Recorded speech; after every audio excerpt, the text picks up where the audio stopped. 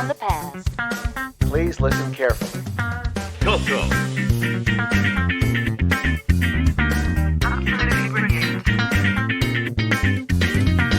Welcome to the CoCo Crew Podcast. A delicious adventure into the world of retro computing news and information. Featuring the Tandy Color Computer.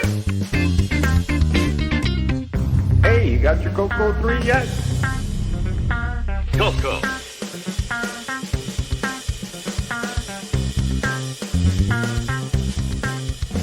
All right, CoCo Cruisers, welcome back to the CoCo Crew Podcast. This is episode 45. Amazing. Who thought we'd ever get this far? It's awesome. Pretty amazing. Neil, did you think we'd make it to 45? No, this is a really good accomplishment. But what I can't believe, it's already 45. It is. It's hard to imagine. It's hard to believe so much time has moved on. I know, it doesn't seem like it. And that means it's the 46th episode. 46, yeah. That's right. We did that one special, too, so it's technically 47 of them, I guess. But yeah. Oh, well. Just 6 more to go. Well, let's see. We're shorthanded a little bit tonight. We're down to the older version of the crew. Here with Neil Blanchard. Hello, Neil. Hello, everyone. Mr. Mike Rowan. Hello, Mario. Hello, everybody. And, of course, I'm John Linville. Boise was called away for an important business meeting of some sort. Ron was also embroiled in some sort of business fiasco or whatever. So, welcome back, guys. Time is marching on. CoCo Fest is now about 2 months away. Wow. Right. It's early May, but it's so early in May that we're not counting May, so we'll call it 2 months. That puts Tandy Assembly is 7 months away, something like that. So that'll be so late September. Last weekend in September, yeah. We're cheating a little bit on how many months either way, but whatever's convenient for us, right? So where we talk about any projects we're working on. Neil, you got any projects you've been making progress on lately? Yep, I am. I'm making good progress on the new game cartridge that is going to be revealed very soon. Oh, yeah? Definitely have it ready for CoCo Fest. Yeah, very exciting. Yeah, how about you, Mike? You got anything in the works? I'm kind of stalled at the moment. I've had some projects at work that are destroying my free time. So yeah, that sucks. Yeah, I hope to get back to them. Yeah, well, I've been finalizing the ROM for for Fahrfall's Master Edition. I think we're actually going to make it this year, unless something really bad drops from the heavens on me. You guys have been able to sample it a little bit. I think I've gotten good feedback from you guys, so hopefully it's looking good. It's awesome. And beyond that, just toying around, did a little some writing to improve the documentation for the Game Master cartridge for those anyone else who wants to produce something around it. Kind of getting ready for CoCo Fest and trying to keep things under wraps. I'm going to have to switch over to doing taxes pretty soon, I think. So that won't be as much fun. Oh, don't say that. Well, what about acquisitions? Anybody pick anything new up lately? No new. I did actually this morning on eBay. What'd you get? I got a Tandy 3000 NL reference manual. Oh yeah. Yeah, I was looking for that, so it just showed up.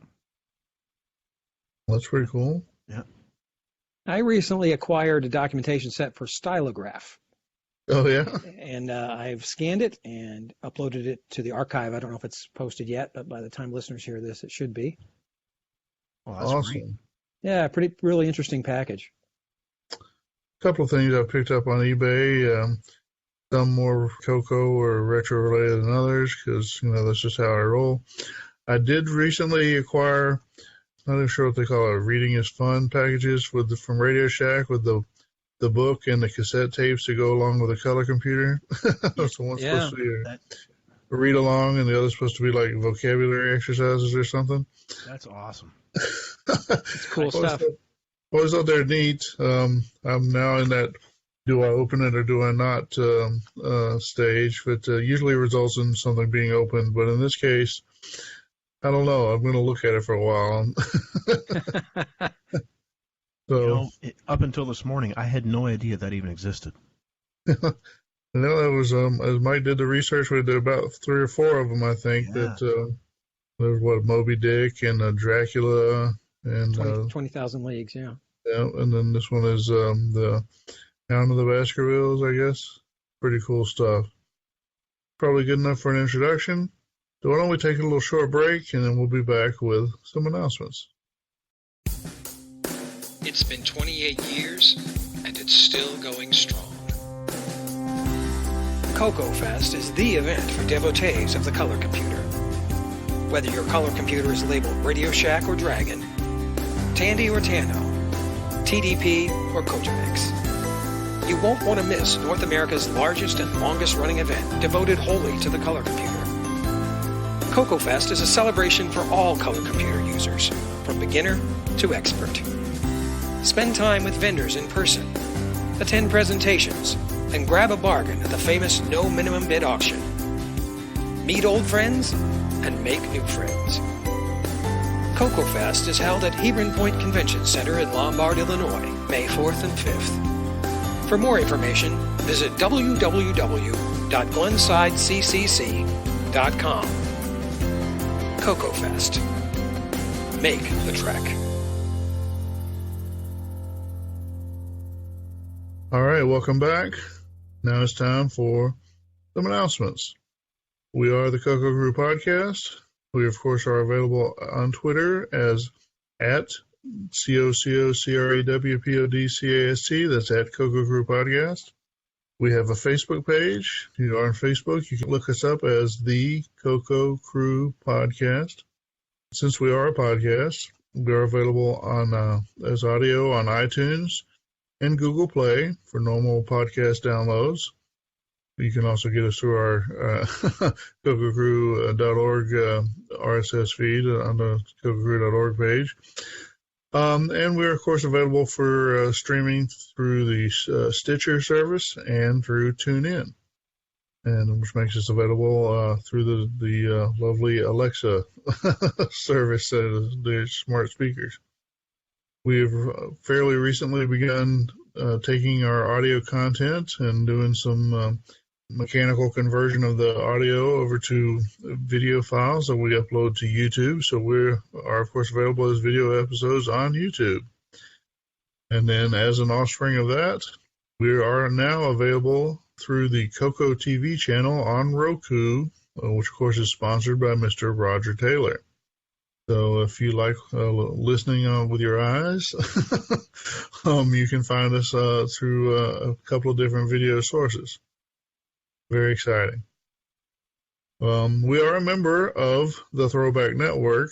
We've been complaining for a couple of months about how the Throwback Network seems to have neglected to renew its DNS registration.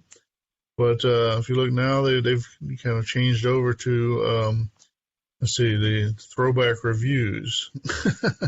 And so they have preserved the list, the Throwback Network list there on the Throwback Reviews website. So if you're worried, you can now relax. The Throwback Network still exists. You are also listed on the Game by Game Podcast Information Hub. Let's see. Well, I should say the Throwback Network maintains a list of retro-themed podcasts. And so if you get done listening to CoCo Crew and you're still looking for other retro-themed podcasts, be sure to check out the ones listed on the Throwback Network. And if you are looking more for other podcasts but want to stick it in the technology area, you may want to cross-reference that with the Game by Game Information Hub, because all the podcasts there relate to vintage, generally 80s era technology. There's probably a little 90s in there as well. But yeah, so if you're when you get done with us, go and check out some of those other podcasts. Audio for the CoCo Crew Podcast is hosted by Cyber Ears. If you have a need to host audio on the internet, whether it be your church services or your own audiobook readings or, just whatever else, maybe your own podcast, then we recommend that you check out Cyber Years, where you will get your audio on your terms. If you'd like to reach out to the hosts of the CoCo Crew Podcast, we have some email addresses set up. The first three will reach all the normal hosts, me and Neil and Mike, as well as Boise and Ron. So that is Joe, S-H-O-W, at CoCoCrew.org, CoCoCraw.org. We've got podcast, P-O-D-C-A-S-T, at CoCoCrew.org, and feedback, F-E-E-D-B-A-C-K, at CoCoCrew.org. You may use any of those, whichever one tickles your fancy, or realistically, whichever one you can remember. If for some reason you want to reach out to the host individually, then each of us have our own email address. There's John, J-O-H-N, Neil, N-E-I-L, Mike, M-I-K-E, Boise, B-O-I-S-Y, and Ron, R-O-N. Each of those are at CoCoCrew.org, and we'll reach each of those hosts individually. So if you want to complain about me to Neil or Neil to Mike or so forth, feel free to use one of those host-specific addresses. That is our usual set of announcements. Before we step off to this month's real-life space announcements, I've got one I'd like to stick in there. It's going to be March soon, and March of 2019 brings with it the Retro Challenge 2019/03 event. The Retro Challenge is, of course, a retro-themed event where people specify their own challenge, and they basically spend a month executing their challenge and blogging about it. So I am the sponsor of this event, which I have been doing for a while now, but I participated in enough events and was consistently upbeat enough that at some point they asked me to take over. Anyway, we've got, about 9 or 10 challengers now. This close to the end of February, probably within the next week. I wouldn't be surprised if we end up with another 9 or 10, but usually the way it goes. We've got a mix of old competitors and new, different technologies, different kind of projects. So it ought to be cool stuff. So check us out at retrochallenge.org.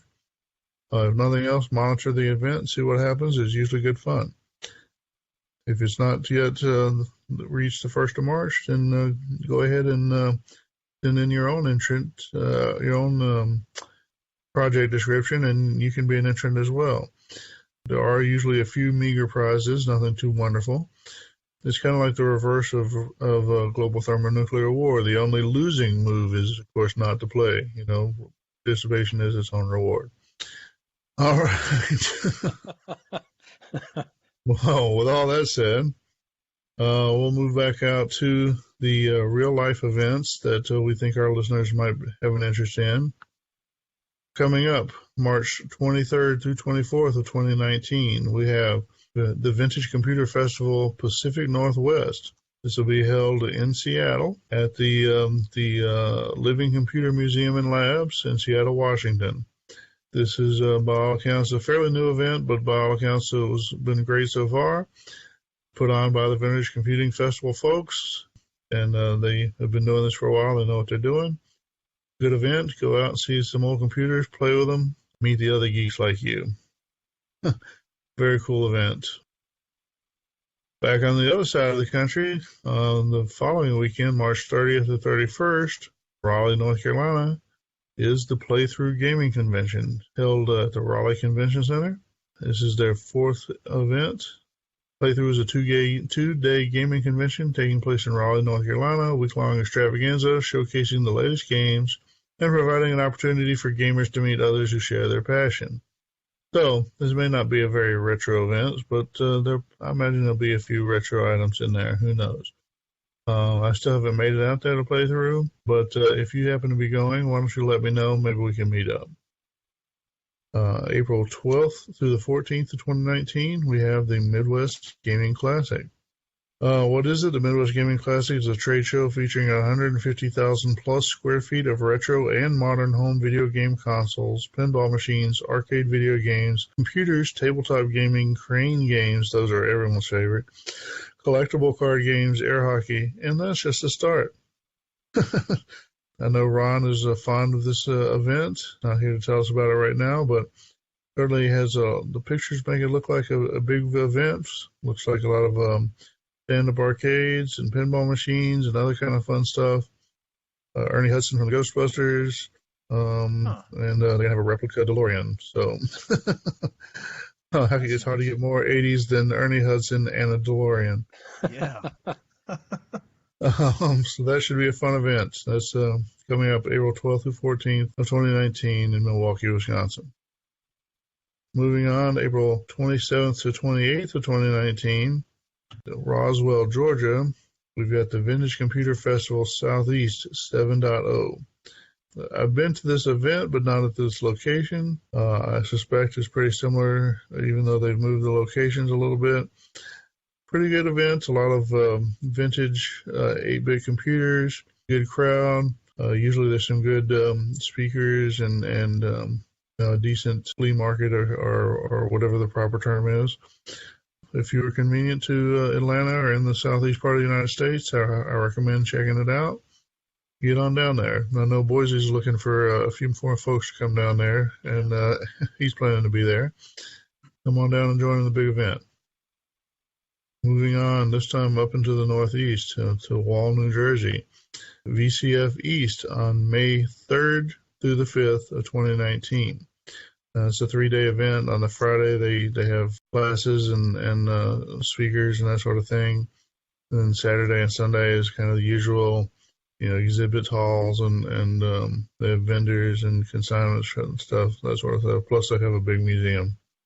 So if you are in the Northeast part of the United States, you can go check out VCF East at the InfoAge Science Center in Wall, New Jersey. Of course, if you're listening to this podcast, you probably shouldn't be available for VCF East because that weekend, at least Saturday and Sunday, that's May 4th and 5th of 2019, we have CoCo Fest. Woohoo! CoCo Fest is going to be held, of course, in Lombard, Illinois at the Heron Point Convention Center. This is our big event, or one of the big events in the communities, of the first big event, the older one that got us all together in the first place, put on by the venerable Glenside Color Computer Club. And the slogan this year is Make the Trek. Very exciting. Come on down to CoCo Fest. Got a few decent speakers. Stephen Hirsch, author of Mictron's Speed Racer. We also, coming across the pond from Denmark, we have the mad coder Simon Jonassen. Going to talk about his demo style of coding. Also have the return of Diego Brizo's Asimov Awards, giving awards to the best CoCo programs written since the last CoCo Fest. The previous, I should say. They're all the last. And then on Sunday, we're going to have Boise Pete as a speaker, going over his call for papers, which is his attempt to force some academic rigor onto the CoCo community. Hopefully there'll be more than a couple of papers to review. That plus the auction events, and of course just a chance to meet everyone, talk to everyone, rub elbows, and just be around your own style of geek. CoCo Fest is a great event. I hope everyone will be joining us. May 4th or 5th of 2019, CoCo Fest. Coming in July 12th through 14th of 2019, this is truly Atlanta, not just Roswell. We have the Southern Fried Gaming Expo. I think it used to be called the Southern Fried Game Room Expo. I guess they've changed it to gaming. Close enough. Mike, didn't you go to this event a year or two ago? Yeah, Boise and I did. It's a blast. Yeah? And yeah, it was called Game Room, so I guess they changed it to gaming. Isn't that the event where that Little Alley Steakhouse you guys keep talking about? Oh, yeah. Oh, yeah. Absolutely. So it looks like a fun event. Haven't made it myself. It's probably a good way to spend some time on a weekend. So highly recommend you guys check it out. Coming up July 15th through the 21st, you'll have Kansas Fest 2019. This is the Apple II Sleepover in the Dorms event at Rockhurst University, Kansas City, Missouri. It's a good event. There's a lot of camaraderie to be had, and a lot of technical information exchange about the Apple IIs in particular. It was just an overall good vintage event. If you don't mind the Apple part, it's a good event to go to. And like you said, they're nice folks. So the Apple part, it washes off. So don't worry. So August 3rd and 4th of 2019, we have VCF West. Now, this was the original Vintage Computing Festival event held out in California. I guess this is going to be held at the Computer History Museum in Mountain View, which is a cool place. I've been there. A lot of old computers on display. Regrettably, no color computer there the last time I was there, although I think they did have a Dragon. If anybody's involved with the organization of the Computer History Museum and would like to arrange for somebody to provide a color computer, feel free to contact us at feedback@cococrew.org. For sure. I'm sure we can arrange something. Anyway, Vintage Computer Festival West, I'm sure it'll be a great event. Go out, there'll be some cool speakers and lots of exhibits. 60s mini computers, 70s homebrews, 80s 8-bitters, and a few oddities, it says. Again, if you are out on the western part of the United States or close enough, then I recommend you check out VCF West. This year, I might be making that event. VCF West? Yeah. Cool. Oh, what's up with that? Work on some plans to get out there. Huh. Cool. All right. Well, very exciting. Okay, we got a couple more here. Let's see. Coming up September 14th through 15th. This will be at Oak Grove Village, Illinois. Oh, it says undisclosed location, Illinois. Traditionally, it's been in Oak Grove Village. Predictably, this will be somewhere in the Chicago area. We'll have to keep monitoring the event to figure out where. But again, the Vintage Computer Festival Midwest now. Like the Atlanta event and not like the Seattle and Silicon Valley events, this VCF event isn't actually part of the official Vintage Computing Federation. So they're kind of grandfathered in with the name due to some, good old boyism or whatever, whatever works. Anyway, we've each been to this event at different times, and I think we all approve of this event. Yeah, it says it will take place west of Chicago in conjunction with Fall Commodore Expo ECCC. So no surprise that this event is a bit tied in with the local Commodore group. You take what you can get, right? So again, nice group of folks. The Commodore part, washes off too. Keep it in mind, middle September. But 2 weeks later, we're going to have Tandy Assembly. Tandy Assembly 2019. Now, this is the other big event in the community, and each of us has had a hand to some degree in creating it, although last year I had very little hand and probably won't have any connection this year, but I am still a proud founder and happy to have the chief of the organization here on with us every month, Mr. Mike Rowan. You have anything you want to say to promote the event, Mike? No, just it's going to be great. We're hoping it'll be bigger than last year, and we've always intended this to be an October festival, but fate is working against us. We originally were scheduled this for October, but we had to move it back into September because in October they are shutting down the ballroom for renovations. Oh, well. Well, so this is the same location in Springfield, Ohio? Yes. Everybody loved it last year. Bigger space than we originally had, so we're sticking with the same place, and it'll be a good time. Very good. And ironically, being moved back into the end of September puts it more in line with actual Oktoberfest. Yes. It's a totally different subject, but still kind of cool one. It's a big event. I'm sure we'll be talking about that plenty between now and then. All right. And then one more coming up in October 18th through the 20th, 2019. we have the Portland Retro Gaming Expo. I've heard this acclaimed to be the biggest retro event in the United States. I haven't been, but I believe it. I hear a lot of people talk about it and how great it is. It is, of course, in Portland, Oregon, at the Oregon Convention Center. Pretty fun. Oh, there's a PRG cosplay contest. So if you got your CoCo costume laundered and ready after Tandy Assembly, you might get another wear out of it in Portland. Well, you should wear it and we can do the big celebrity reveal like they do. Oh, that'd be awesome. You can't tell who it is in there.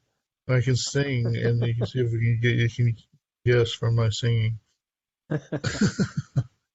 Okay, so Portland Retro Gaming Expo, October 18th to 20th of 2019. All right, this concludes our somewhat expanded list of real-life events coming in the next year or so.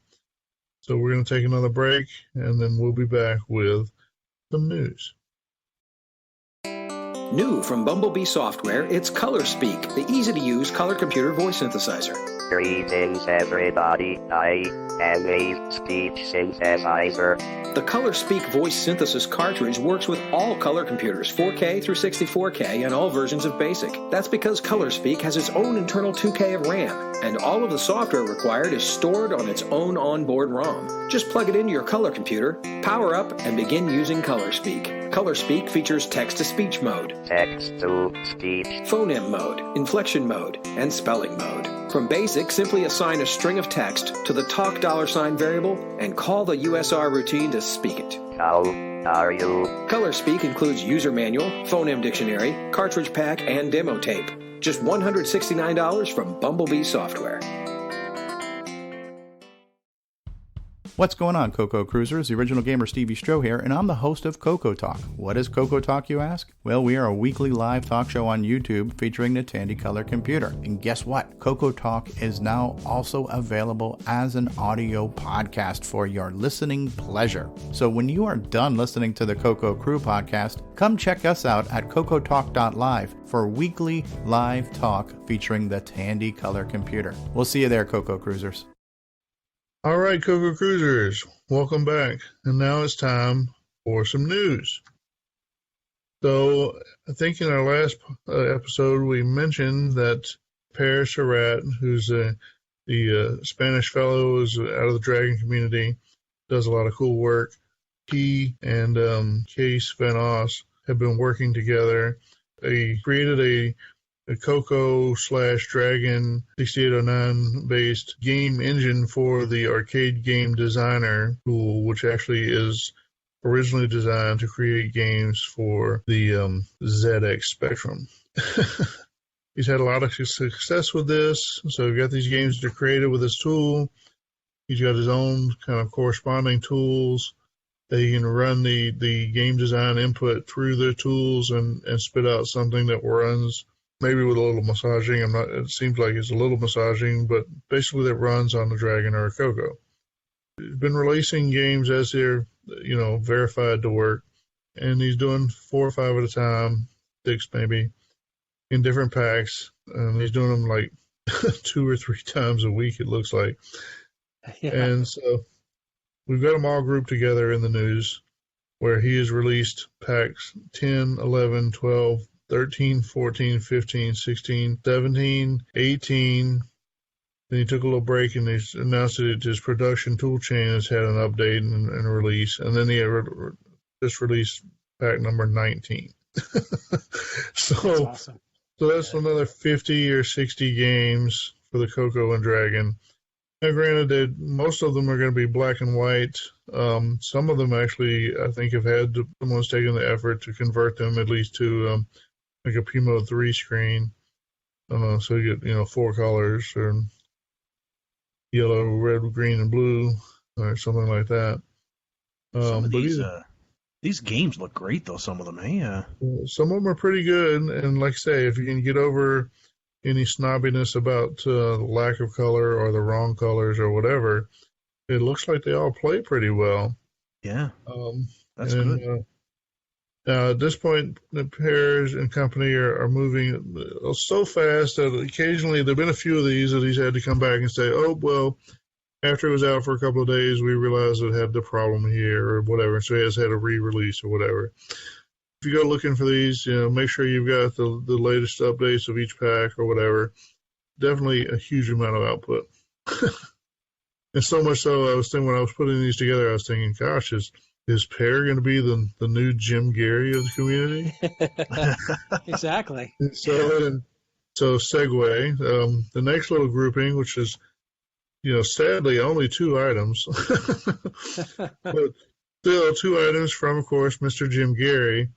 These are YouTube videos, and he's got one that says Chopper for a basic 10-liner contest. So I think he's entering a 10-line basic program contest, which is one of those, we've kind of talked about those before. It's kind of amazing when you can squeeze into a 10-line program. That is. And that's an awesome program. Kind of a cool little game. You fly around and shoot things with a helicopter, or maybe shooting at the helicopter with your gun, whatever. Yeah, you're dodging the guns, and you got to go pick up people on the ground. Okay, so it's kind of like Choplifter-ish. Yeah. That's cool. In 10 lines, that's amazing. Wow, yeah. Definitely amazing. So he's got that one, and then he's got another one's called Grid Factor Alpha, which I haven't watched enough to be quite sure. It looks a little bit like, almost like a lunar lander or something, but clearly not that. So it's kind of like well, in some ways it's kind of Star Trek, but it's kind of graphic. I mean, because you got a grid with quadrants like Star Trek, or like Star Blazer. Mm-hmm. And when you go into the quadrant, then it's more of a shoot 'em up, where you've got different spaceships that show up, and you have to get your crosshairs on it and shoot it just right to kill it. Yeah. So you clear out a sector, and then you go back to another sector until you clear the board. Cool. Okay, well, there you go. So Jim Gary did not disappoint. It only seems disappointing because this time he's only given us 2, not 10 items. I'm not disappointed, Jim. Those are awesome games. Still very awesome. Amazing work, Jim. And a 10-liner, too. Yeah. And I've got one more grouping before we go on to our normal news item format. So Nick Marentes, this is the author of Popstar Pilot, and he's been working on his next game, which he calls Gunstar. And kind of just like with Popstar Pilot, he's been doing a little blogging along with it. Usually he doesn't release quite so fast, but for some reason, lately he's released 6 different articles in his ongoing blog, and some of which also include accompanying video pieces. So I guess Nick's been feeling creative.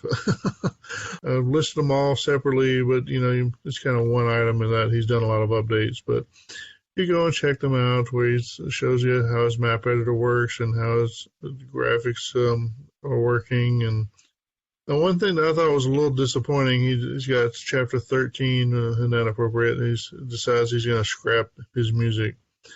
So I think it's kind of sad. We're just on the cusp of having a musical gaming renaissance within the CoCo world.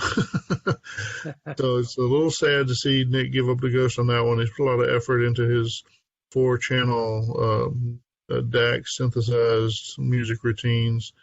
Basically, he said that he just doesn't think he's a good enough composer or something, which also makes me sad, but maybe we'll talk about that. We may have to wait till Boise gets back. But music shouldn't be something that's just for the elite or whatever. The music should be, it's a human thing. And so it always disappoints me to hear somebody say, well, I'm just not that good a composer or whatever. We all have those shower moments where we're thinking to ourselves, right? And so maybe, well, anyway, I'm not going to pontificate too much. That part did make me sad to see that he's scrapping his music. Maybe I should send him a Game Master cartridge. Well, you never know. He might do a version 2 in the future, so. You never know. All right, our next one is from our own John Linville. The MML converter for GMC supports multiple voices. Yeah, very exciting. Well, so we covered the first video in this little mini-series, shall we say, in the last episode. And so MML, that's a music macro language, and which is another name for basically the syntax that you pass into the play command in Extended Color Basic, which happens to be shared with a number of other basics, mostly from Microsoft and a few that are similar from other sources too. So I'm not sure what the ultimate origin was. But anyway, the Game Master cartridge sound chip supports 3 tone generators. The play command in the Tandy 1000 Basic basically lets you pass in 3 different strings, so you can play on each voice. And so I kind of took that to my MML converter, and so now you can pass it 3 separate strings, and then it'll produce a data file that you can use to play multi-voice tunes on the Game Master cartridge. Cool video. Be sure to check that out if you haven't. Yeah. Our next one is also by John Linville, the YM file conversion for the Game Master cartridge. If you're in the chiptune circles, or if you observed too much of the my sound chip is better than your stuff in the CoCo community, you'll know that there's another sound chip out there that's sort of contemporary with the SN76489. It's arguably a little bit more capable, although it's really not that much better. It was the AY3-8910, which also was a 12 and 13, all basically programmed the same. And then also they had a clone from Yamaha's YM2149. There's a file out there for chiptune music that is destined for that chip. It gets a lot of life, particularly in the Atari ST community, because the Atari ST used the YM2149. And there's other players for different platforms that still use that same file. So, like I said, the chip itself is slightly more capable, but it's really not that much. And so someone has gone to the trouble to write a tool that will read the YM file and convert it over to what's called a VGM file, video game music file, which can target the SN76489. That happens to be the input file I've used it for all my chiptune players for the Game Master cartridge. So I went out and demoed this tool that takes a YM file input and produces a pretty good conversion, in my opinion, for the chip in the Game Master cartridge, and demonstrated how you can use it to play the song on the CoCo. Yeah, that'll definitely boost the library.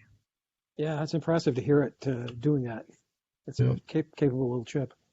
Yep, not bad. And now you have access to a lot more sound files, too. Essentially, that's right. Yep. Okay, our next item is Game Master Cartridge Update, version 1.0 to version 2.0 by John Linville. Yeah. So I promise I'm not going to dominate all of this, but so on the Game Master cartridge, the original PCB, at the point where the sound comes out of the chip, feeds back into the CoCo through the cartridge slot. There's a little component there. Honestly, I wasn't sure what to put there, and I kind of did kind of the best I knew how. And it works. You certainly get sound, but I got some input from Stuart Orchard out of the Dragon World. I think we may have mentioned him before. And he had some oscilloscope data that he showed me that convinced me that it was a little noisy. It has some real high-pitched noise visible in the oscilloscope. I really couldn't hear it. It might just be one of those that's so high-pitched that, old people like me can't hear it. That's like they talk about the malls do that sometimes. They'll play the really high-pitched tones that old people can't hear but young people don't like. So it convinced me that I should put something different there, and I looked around and looked at some other designs and finally settled on replacing one resistor with a combination of a resistor and a capacitor. Stuart later was able to verify that basically makes the noise disappear, so very happy with that. I laid out a different version of the PCB. It really, calling it 1.0 to 2.0, it probably should be like 1.0 to maybe 1.1 or even 1.01. It's such a small change, but I named it 2.0. And since it's such a simple fix, anybody can apply it. So there's several dozen of the original 1.0 PCBs out there in people's hands.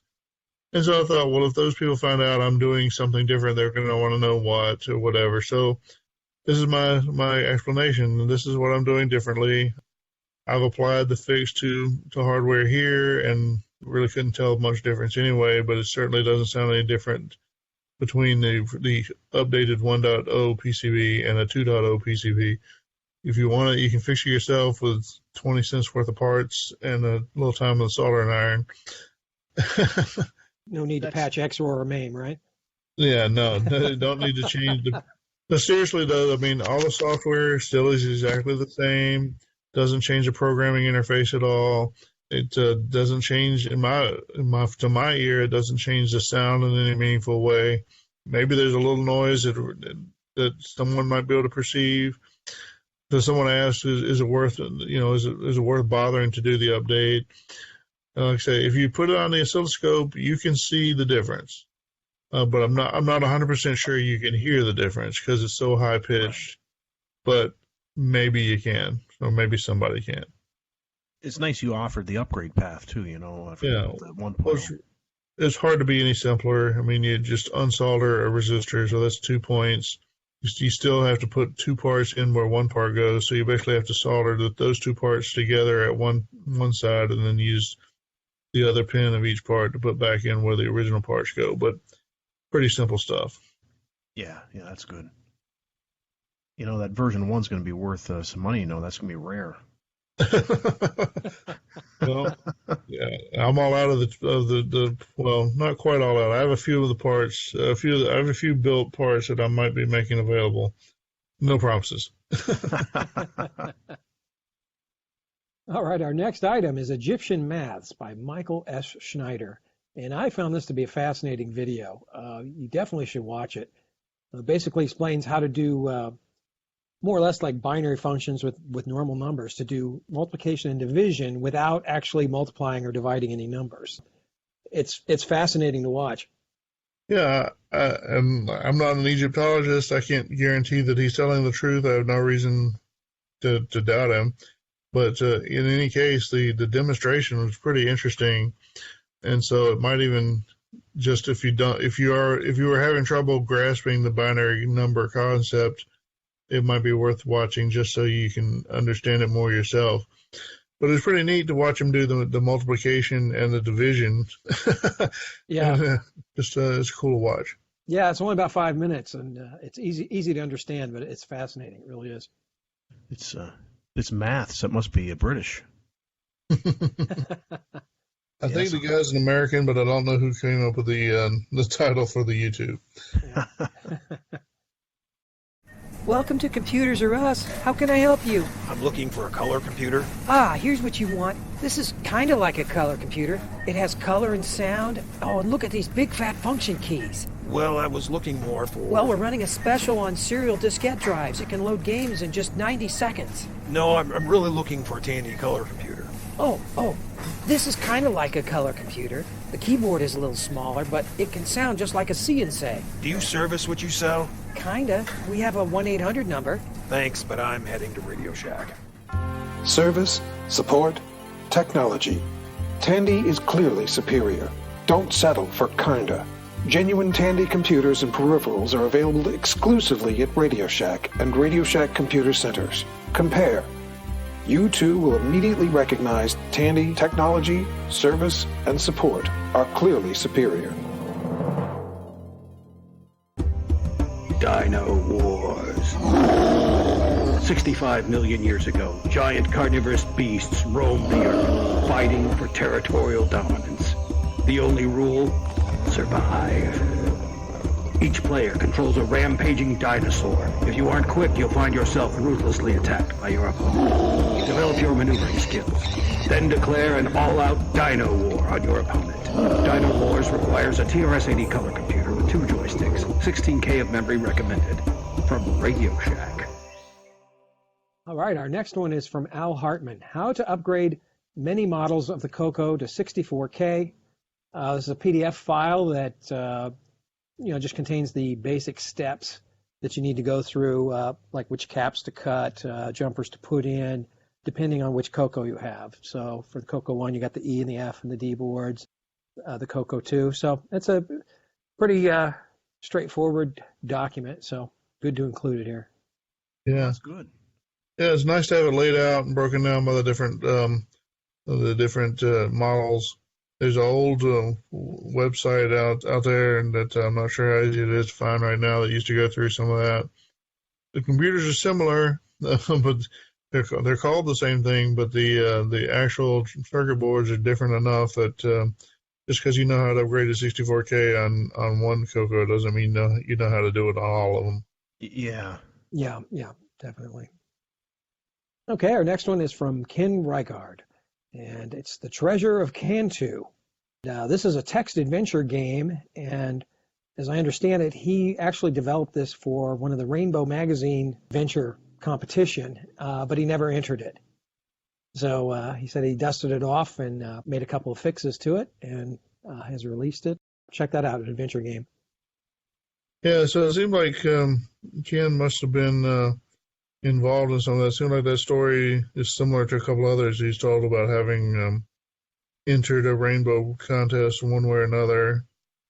And so I guess I don't know, I don't know exactly his background and how much difference in age we are or whatever, but I feel like he's in a little bit different position than I was at that time, and that he was actually trying to produce some stuff and, interact with the magazine, which is pretty cool. I was a little too young or dumb or whatever.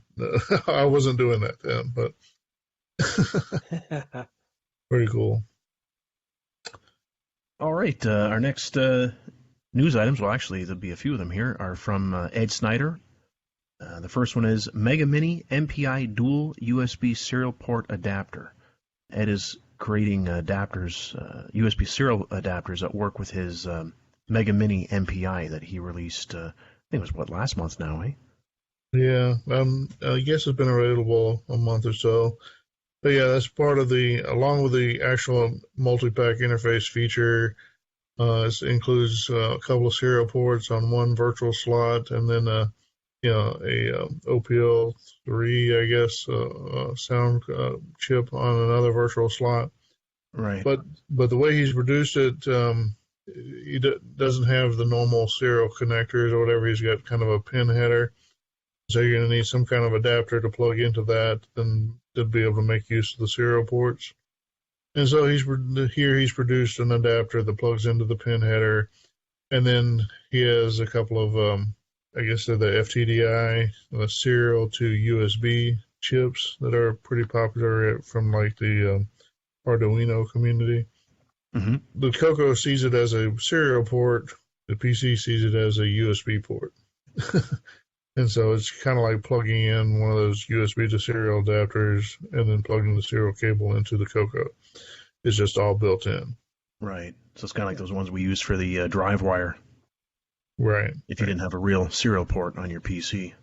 Yep. Yeah. All right, our next, get back on here. Our next news item is also from Ed Snyder. CoCo OPL Composer Update. Event placing. So Ed has taken on the task with his OPL3 chip. He's decided to got a couple of names here. It looks like OPL Composer or OPL Tracker. Next, this and the next two are all about the same piece of software. He's created a tracker-style interface for creating music for that OPL3 chip. And so he kind of walks us through here in a couple of development steps. And this is the first one where he just shows the interface, which looks a bit like a big spreadsheet. Right. And then you kind of arrow down to the right cell, which the cell corresponds to a given channel at a given moment in time. And then within that cell, you can place an event like turn on playing a certain note, that sort of thing. Very much like a player piano scroll. It does look a bit like a player piano, yeah. But so the tracker style thing is well respected or whatever in the retro community overall. But for those who want to go through doing all their composing work on the actual CoCo with that Mega Mini MPI plugged in or whatever, then Ed's got the software. The next news item then, I guess, would be, he's releasing the CoCo chiptune player. Well, That so goes along that's a separate thing. Yeah, those two, the OPL tracker ones, there's three videos there. One is his event placing, and then one he shows where he's able to put in basically more notes or whatever. It makes it a little more like actual music. Okay. And then the third one, he actually he gets to where you can actually save and restore. Okay, I see. And then okay, so I see the next news item is completely separate. That's an actual chiptune player. So the chiptune player is a separate item. He was producing the composer. I assume that's still in a work in progress. He's had this chiptune player. I guess the big news here is that it now supports the OPL3 chip. Right. And so he's released that with a bunch of chiptune music that he's pre-converted, apparently. That he's got a new format of some sort, CCT, I think, it's CoCo chiptune, something like that. I don't know what it stands for, but he's got a new format that he's converting the music over to. And so he's released a bunch of the music files, and he's got a player that will use it. Now, it looks like, at least for now, that the player depends on having the CoCo PSG card, or at least an early version of it did. I know he said at one point that he had changed it so you didn't have to have the CoCo PSG card, that he would allocate memory in the normal CoCo memory. I don't know, it was a little confusing for me. Maybe it'll send us some feedback or something.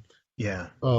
But originally, so the CoCo PSG card, which is the one that used the first sound chip that Ed was interested in, was that AY38910.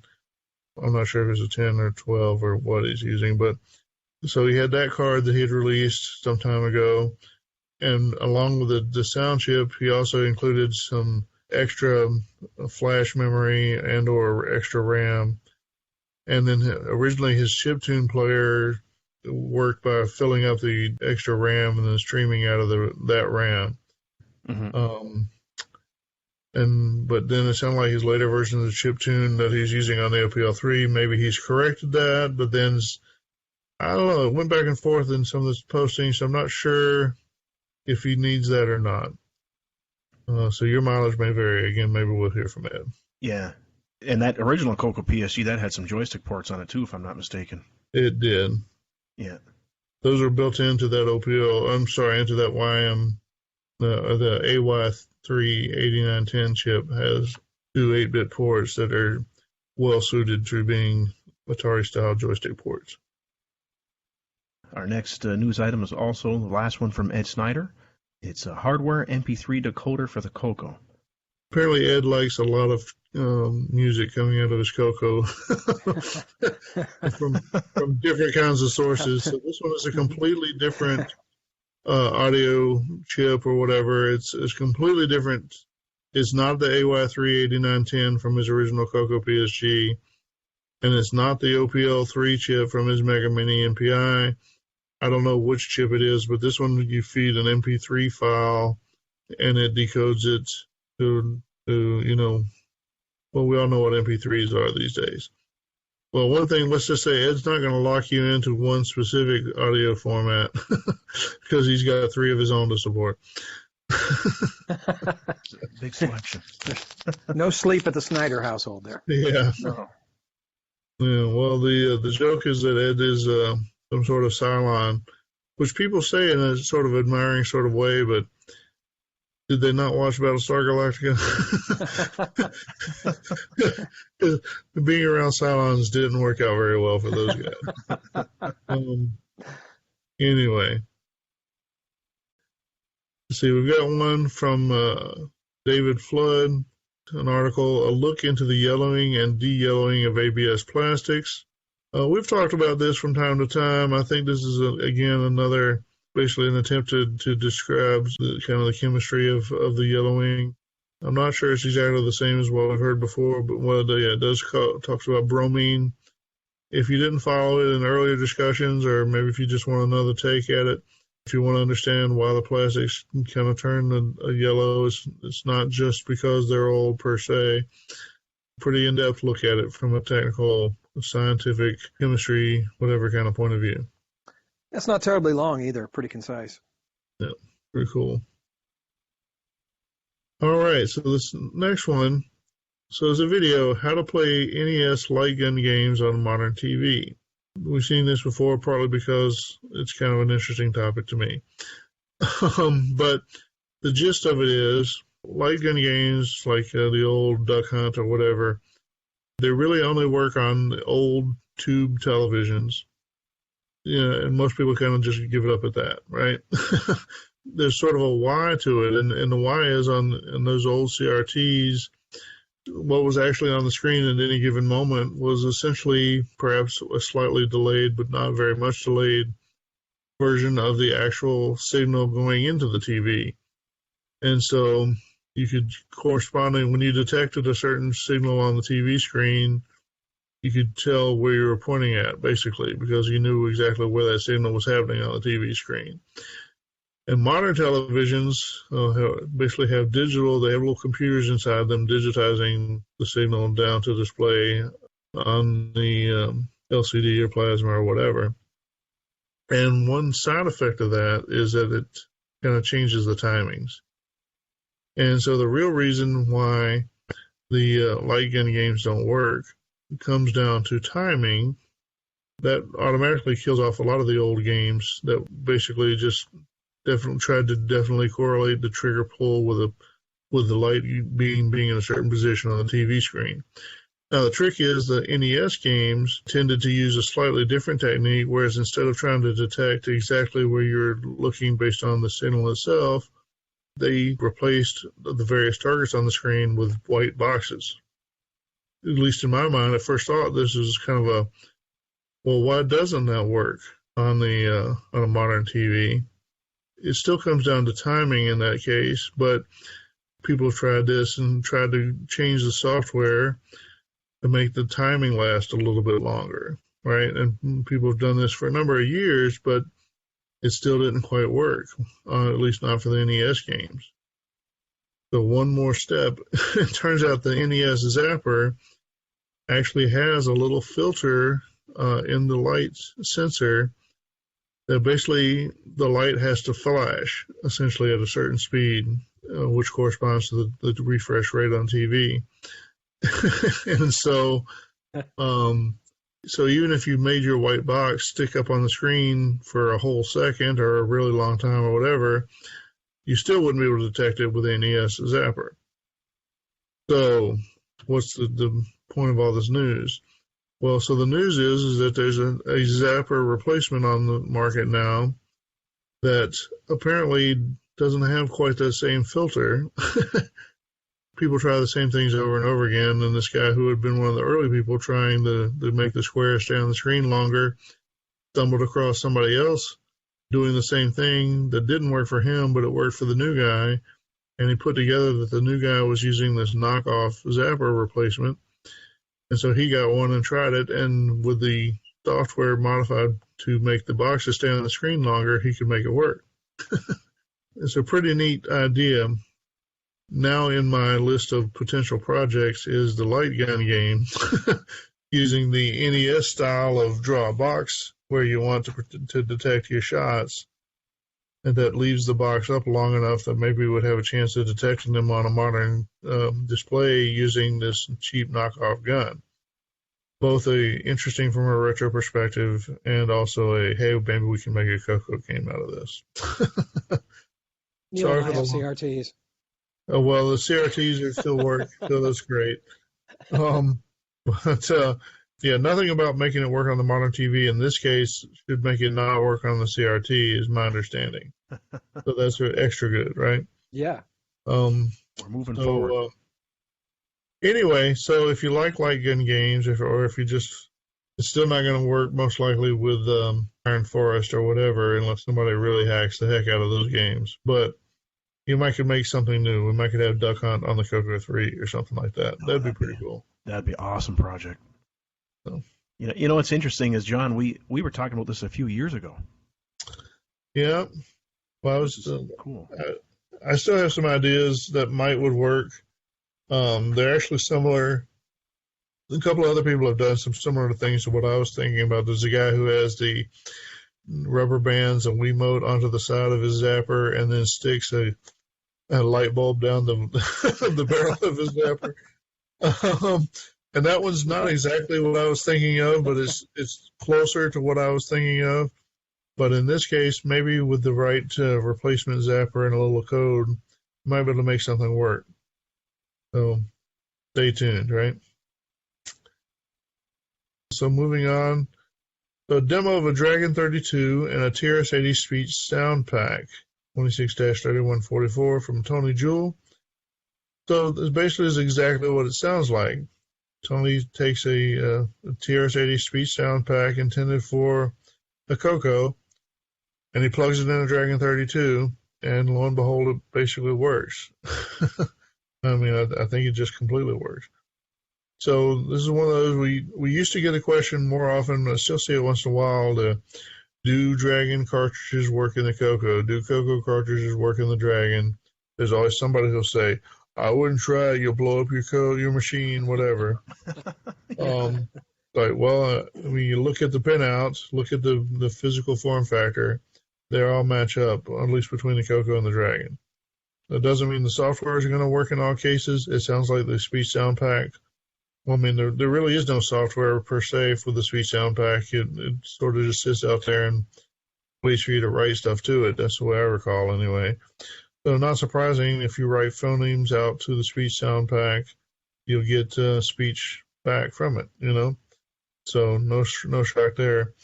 They had a similar project around the Orchestra 90 stuff in the Dragon world a year or two ago. They did have to make some modifications to that software, I think, but that's probably just keyboard scanning and the usual kind of stuff. Anyway, good to know there's some compatibility there. If you have any great uses for the speech sound pack, feel free to send them in feedback, and we'll pass them along to our British or Spanish Dragon friends.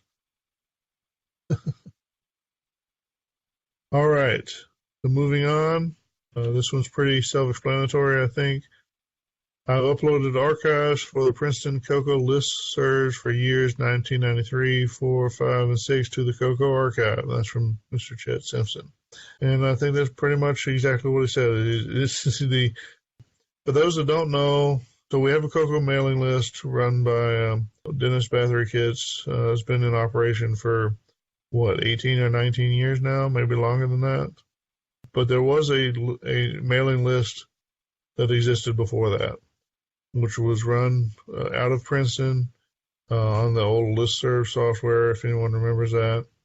It was eventually abandoned because it was much of a target for spammers and whatever, I think. But there were a number of years where that was the home of CoCo people on the internet. And so those archives have now been uploaded thanks to Chet Simpson. So if you're looking to read a bunch of old messages from CoCo people from 25 years ago, you've got one more source. Yeah, there's some good stuff out there for sure. Yep. Some good technical discussions. I bet. Yep. Just a matter of putting them into context, I think. But Yeah. Expand your horizons. Take your CoCo beyond the limits of floppy diskettes. Connect to Delphi, your complete online business and personal resource. Enjoy special forums for owners of the Tandy Color Computer, including OS9 Online and Rainbow Online. Meet other color computer owners, order hardware and software, inquire about products, and download programs. And Delphi is affordable. No extra charges for TimeNet or Telenet. No monthly minimum. No premium for 1200 or 2400 BPS. And connection rates are as low as $7.20 per hour. Find out what your CoCo was really meant for. Delphi, the world's premier online information service. Unlock the real power of your CoCo with great deals from Danasoft. Like Big Basic, it allows you to create programs up to 470K, just $39.95 US, $46.50 Canadian. Or Big RAM Disk, get the speed of working with programs and data in memory. You can format, copy, backup, just like a real disk drive. Just $12.95 US, $14.95 Canadian. See our ad in Rainbow Magazine. When you think CoCo, think great deals from Danasoft. We're located in sunny Mississauga. all right. So we mentioned Mr. James Jones from time to time. He's a very intellectual fellow. He used to work at Microware, the compiler guy. Definitely not someone you want to go lightly into a brain contest against, because he will eat you up.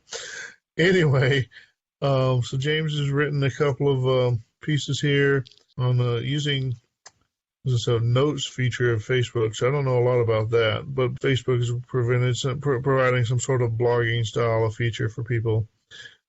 And so he's written, first one says, well, wishes for Basic 09.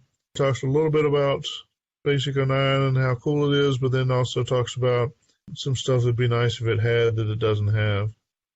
I don't know how realistic it is to be asking for enhancements to Basic 09 in 2019, but if you are out there and you relish the idea of digging through old Basic 09 code and then adding features to it, well, talking to James probably isn't the worst thing.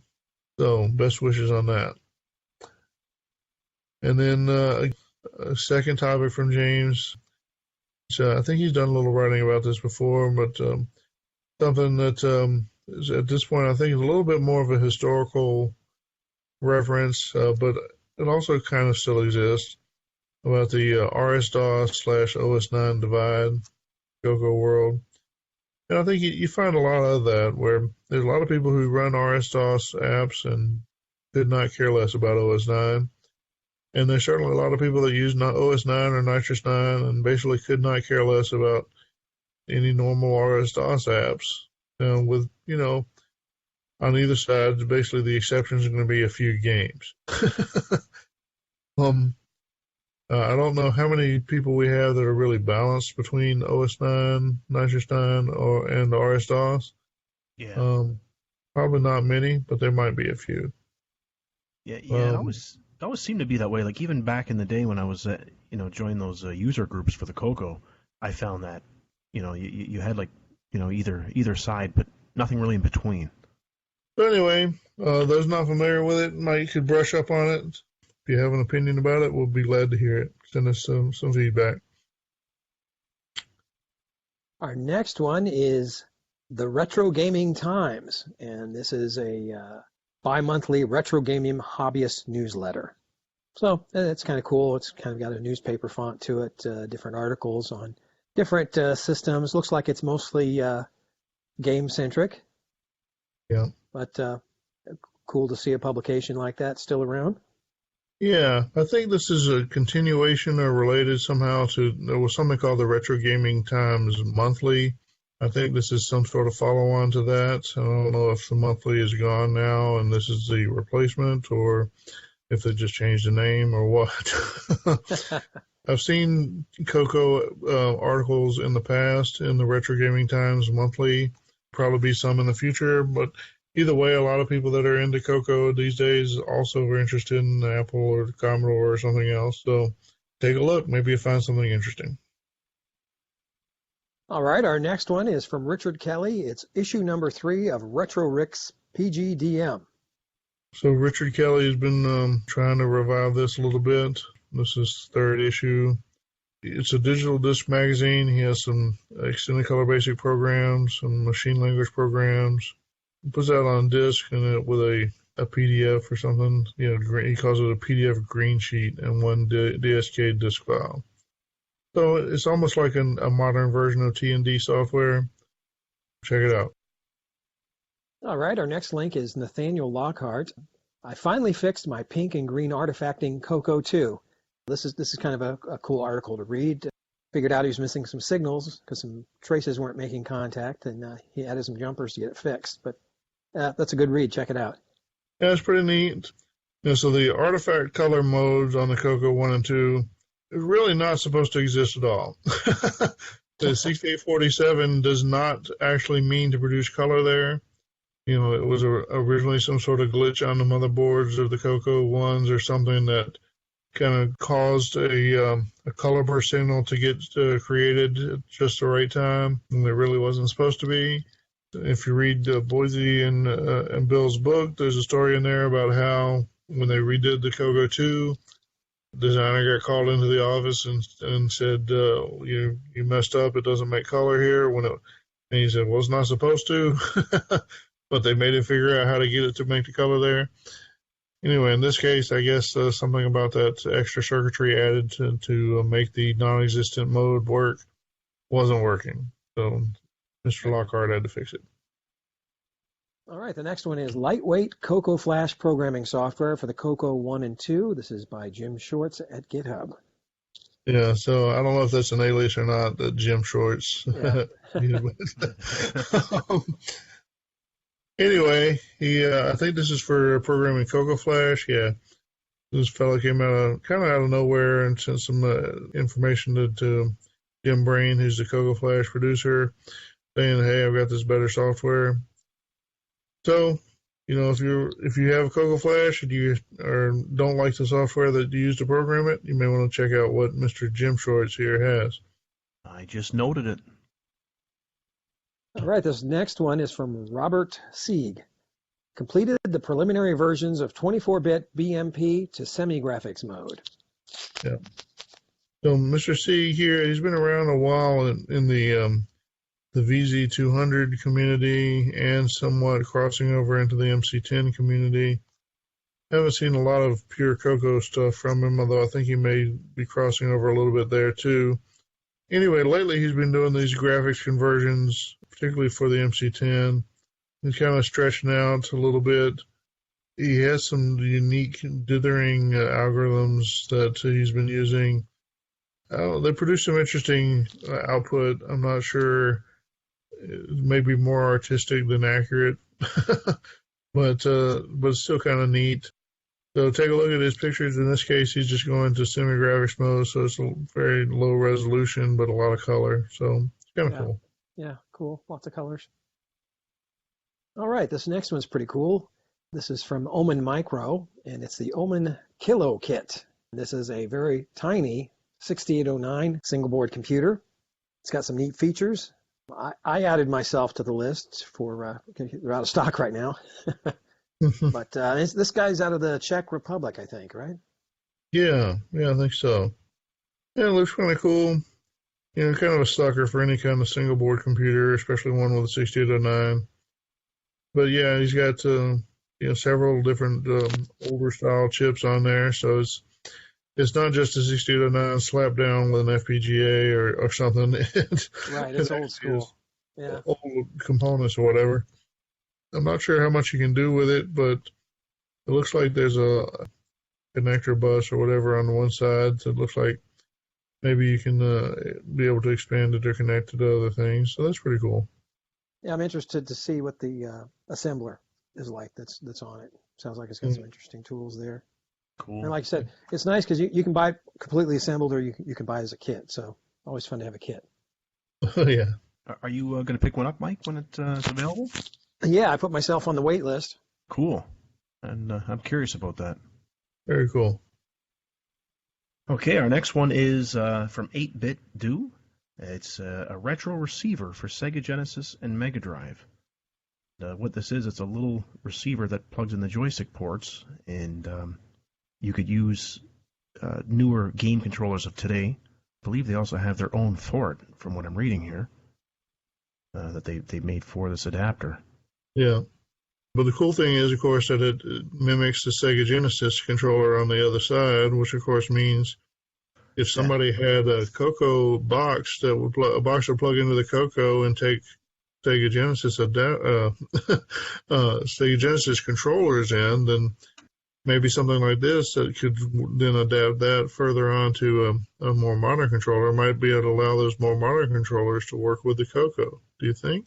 Yeah, that's what I was actually thinking. I mean, that's cool. I mean, you could technically use a Wii controller or a PS4 controller on your CoCo. I mean, that'd be amazing. Yeah, how about wireless that? Would be nice. Yeah. Yeah, and it says lag free, so that's a selling feature right there if that's true. Yeah. Have to be pretty slow to have lag on a CoCo. yeah, that's true. Good point. Oh, Lord. All right, our next news article is from Jim Brain. He just came up with this project. It's a CoCo SDC extender, and that provides 512K of RAM, 512K ROM, and a YMF 262 audio chip. and a real-time clock. Yeah. Basically, this board goes between the CoCo SDC, if I'm not mistaken, right? It goes in the cartridge slot, and then it gives you those extra expansions. Yeah, so this is what I've jokingly called it, a one-port MPI. your CoCo SDC, or I don't know, I mean, presumably other things could plug in place if you have something that can make your system work, but this plugs into the CoCo slot, and then it gives one slot to the outside that you can plug your CoCo SDC or something else into. So that YMF262 audio chip, that's the OPL3 chip that corresponds to what's in the Ed Snyder Mega Mini MPI. And then he's got that 512K of RAM and ROM. I think those are modeled after the RAM and ROM that are part of that CoCo PSG card that Ed originally had been championing for CoCo Audio before he moved on to something else. You know, so that the Mega Mini MPI costs $140 or something like that. This is supposed to cost significantly less for those people who don't want to buy, either don't want to spend the money on the Mega Mini MPI or just don't want an MPI at all. The pictures show that with the CoCo SDC plugged in, it looks a little droopy. Yeah. Maybe with the cases involved, maybe it'll somehow support itself a little bit. I would imagine that droop wouldn't be too good on the connectors, but I get criticized for speculating. So let's just say your mileage may vary. I'm sure it works fine. Yeah.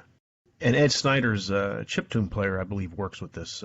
Yeah, he did demonstrate it working with that, the chiptune player. So another option. Yeah, another option. Our next news article is a German techno DJ is releasing his new album on a Sega Mega Drive cartridge. And the article is by Wesley Yin Poole. Yeah. So this is kind of awesome. A neat idea. Can you imagine somebody releasing their chiptune music or whatever on a CoCo cartridge? Yeah. But this is cool because, you know, of course, with the Sega Mega Drive cartridge, you probably don't need to carry an audio chip on it. But if you're going to do it on a CoCo, you'd need some kind of audio chip to make it worthwhile, most likely. Right. And I can only think of one CoCo cartridge audio chip that's already cheap enough to think about mass producing. Yeah. So if you want to do it, maybe you should call me. But I would love to see something like this for the CoCo. Surely you've got a few chiptune musicians out there somewhere. So for sure. Let's get going, guys. Let's have a chiptune concert at CoCo Fest or Tandy Assembly. Oh, yeah, that'd be awesome. I'd like to see that. All right, our next item is from Sheldon McDonald. This sounds a little familiar, by the way, John. It's get your basic games on an EEPROM cart even easier. Yeah. I've been in contact with Sheldon here. I think I inspired him originally. He was already familiar with my kind of, shall we say, version of the project here. But so basically, he's got a technique where you can take a basic program for the CoCo and massage it and combine it together with a machine language loader program that you can put it all on a cartridge. And so then even though your program is written in BASIC, you can put it on a cartridge and run it from there. And so the big difference between, so I've got a blog post and he's got a utility. So if you read my blog post, you can figure out how to do it. But you're going to have to type in the commands yourself. You're going to have to calculate some numbers and that sort of stuff.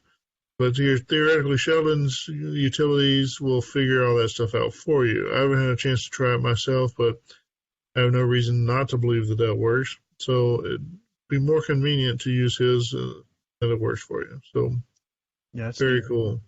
Yeah, it's a nice project. It's very handy, too. Yep. Yeah, good one. Thanks, Sheldon.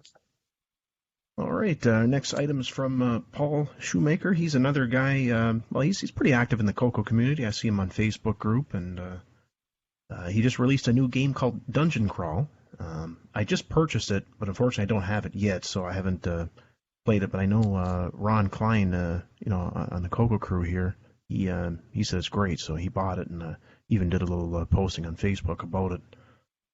So it looks very nice. It's a pretty big game, too. It comes on 2 floppies, so it's quite a bit of data there. Yeah, it looks cool. Did you get one on floppy, or did you just get the digital version? I got the floppy, so they're mailed to me. Yeah, I haven't got mine yet either. I think I might have got the last package of floppies. So Yeah, if you wanted a floppy and couldn't get them, sorry. But maybe he'll make more. I think he's offering a version that combines. You don't get the program on floppy, but you can still get hard copies of some of the maps or something like that. I don't know. Reach out to Paul. Maybe he can help. Yeah, that's cool. Yeah, it's neat that he offered the floppy version. Very cool. Yeah, Even if it's cool. limited. All right, the last news article is from Diego Marizo. Asimov Awards return to CoCo Fest. This sounds cool. It's been several years now, but he used to sponsor these Asimov Awards. And, basically just a little programming contest and recognize a couple of people each year at CoCo Fest. And I think maybe at some point it suffered from a lack of participation. As we've often mentioned, there were a few years where CoCo Fest was dwindling. Maybe the Asimov Awards were at least temporarily a victim of that. But between this show and the other show in the CoCo community, there's been a lot of talk about maybe we should have some sort of coding contest or whatever. And so Diego kind of came back out and said, hey, well, we do have a contest, or at least we can, and let's do it again this year. So we've allocated space in the speaking schedule or at CoCo Fest for an awards ceremony for the Asimov Awards and, whatever other awards that Glenn Side might want to give out. But I think first prize is a Ford Mustang. So get writing, everybody. That would be awesome. At least a Ford Pinto. I'm not sure. Yeah, that's probably more valuable. All right. Well, I think that concludes our luxurious news segment this month. So why don't we take another little break, and then we'll be back with some feedback. In the great hall of the CoCo League, there are assembled the world's 4 greatest heroes, created from the cosmic legends of the Tandyverse. Vapor Man, promising hardware and software that never appeared. Long-Winded Man, his powers of speech enable him to take 4 hours just to tell the time. Spec Woman, able to quote specifications down to the atomic level. MPI Man, able to discern an upgraded PAL from 500 yards. Their intention, to right that which is wrong and to serve all of CoCo kind. Ladies and gentlemen, we have a special guest in the studio with us today, the world-famous Blaise Pascal.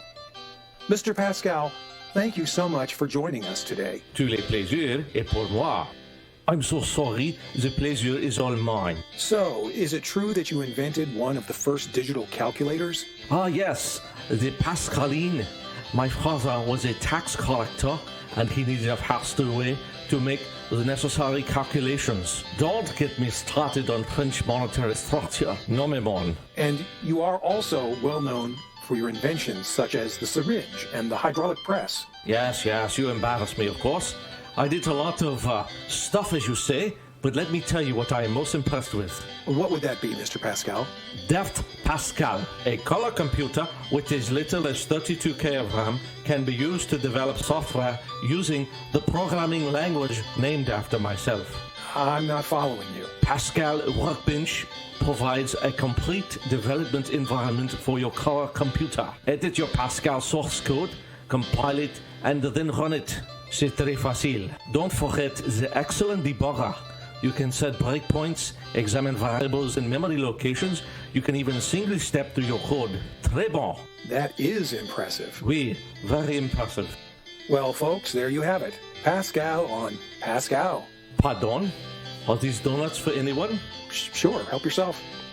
Where are you off to next, Mr. Pascal? I have spent much time studying probable outcomes. Time for some applied science. I'm headed to Vegas, baby. Time to redefine Pascal's wager. Deft Pascal for the TRS-80 color computer. From Deft Systems Incorporated. All right, CoCo Cruisers. Now we're back with some feedback. I think we only have one item of feedback this month, but it's all right. Last month we had a news item. Sometimes I can't tell who certain news items are from because people like to use, handles or whatever on the internet, either because they think it's cool or cute or they want to hide their identity or whatever. Some people like to use handles. What's your BBS handle, Neil? Screaming Eagle. See, so there's one news item last month. I don't even remember what the news item was, but the guy's name was, he had it all together as Tanru Nomad, which I then had done enough research on the guy. I saw that he capitalized the N in some places when he used it, so that it was Tanru Nomad. We suspected that possibly Tanru was a first name and Nomad was a last name. But anyway, so James Jones, who we've already mentioned on the podcast, but he came through with some feedback this month. He says, about Tanru and Nomad, those are references to the Star Trek, the original series episode, quote, The Changeling. In it, the crew finds Nomad, a probe from the Federation that has met and merged with Tanru, an alien probe made to destroy dangerous life forms in anticipation of its makers colonizing other worlds. And then he puts in parentheses, that's why people tended to call the first Star Trek movie, quote, where Nomad has gone before, end quote. There's plenty of Star Trek fans in the audience, but if you somehow don't remember the original Star Trek movie, the big bad of the original Star Trek movie was something called V'ger, which it was strongly suggested that V'ger was the one of the old Voyager probes that left the solar system and somehow got picked up by an interface with alien technology and then was out destroying things in the galaxy or whatever. I don't remember everything all that well myself, but anyway, V'ger was out trying to destroy things, and so it's reminiscent of this Nomad that hooked up with Tanru and went out trying to destroy things. So there we go. Not a huge CoCo item, but it's a reference to something last month, and maybe it's entertaining. I hope so. But that's our feedback for this month. Thank you, James. So we're going to take another little break, and we're going to be back with a host discussion. Time to learn with CoCo House Rock. What's that on the sidewalk? Well, I know what that is. It's just a bunch of numbers and letters. Maybe to you, but I know someone who understands all of this. Who? This here's the story of Hexy Joe. He had 16 fingers and 16 toes.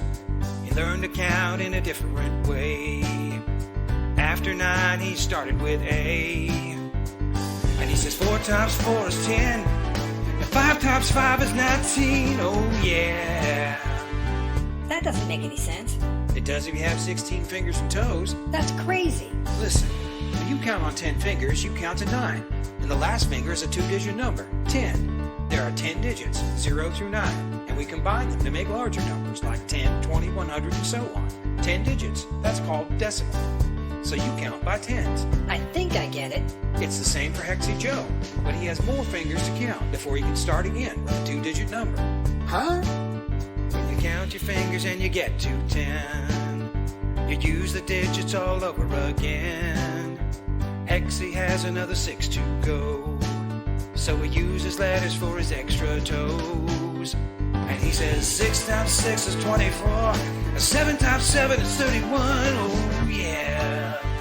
I'm still confused. Your first finger is a 1, and the last is 10. It's the same for Hexy Joe, but he has 6 more fingers to account for before he gets to 10. So he uses the letters A, B, C, D, E, and F for those extra digits. So where you count to 9 through 10, he counts 9, A, B, C, D, E, F, 10. He counts by 16s. That's called hexadecimal. So when he counts through his toes twice, he gets to 20? That's right. And 3 times through would be 30. The digits are 0 through F or B. If you could count your fingers twice, that's 2 times 10, or 20. In hexadecimal, it's the same. 2 times 16 is 20. But that's 32 toes. In decimal, yes, but in hexadecimal, that's 20, or 2 times through hexy's 16 toes. You use the digits 0 through 9, but hex uses more digits, 0 through F. So then he counts 0 through F, then 10? Right. Then he counts 10 through 1F, then 20? Exactly, now you're getting it. I think I've got it. Congratulations, you're in the know. You learn to count just like Hexy Joe. The more you practice, the more you'll grow. Like 16 fingers and 16 toes. And he says 7 times 7 is 31. 8 times 8 is 40. 9 times 9 is 51. 8 times A is 64. Oh yeah. 64. 1, 2, 3, 4, 5, 6, 7, 8, 9. B, C, D, E, F, 10. 1, 2, 3, 4, 5, 6, 7, 8, 9. B, C, D, E, F, 10. 1, 2, 3, 4, 5, 6, 7, 8, 9. B, C, D, E, F, 10. 1, 2, 3, 4, 5, 6, 7, 8, 9. B, C, D, E, F, 10. 1, 2, 3, 4, 5, 6, 7, 8, 9. B, C, D, E, F, 10. 1, 2, 3, 4, 5, 6, 7, 8, 9. B, C, D, E, F, 10. 1, 2, 3, 4, 5, 6, 7, 8, 9.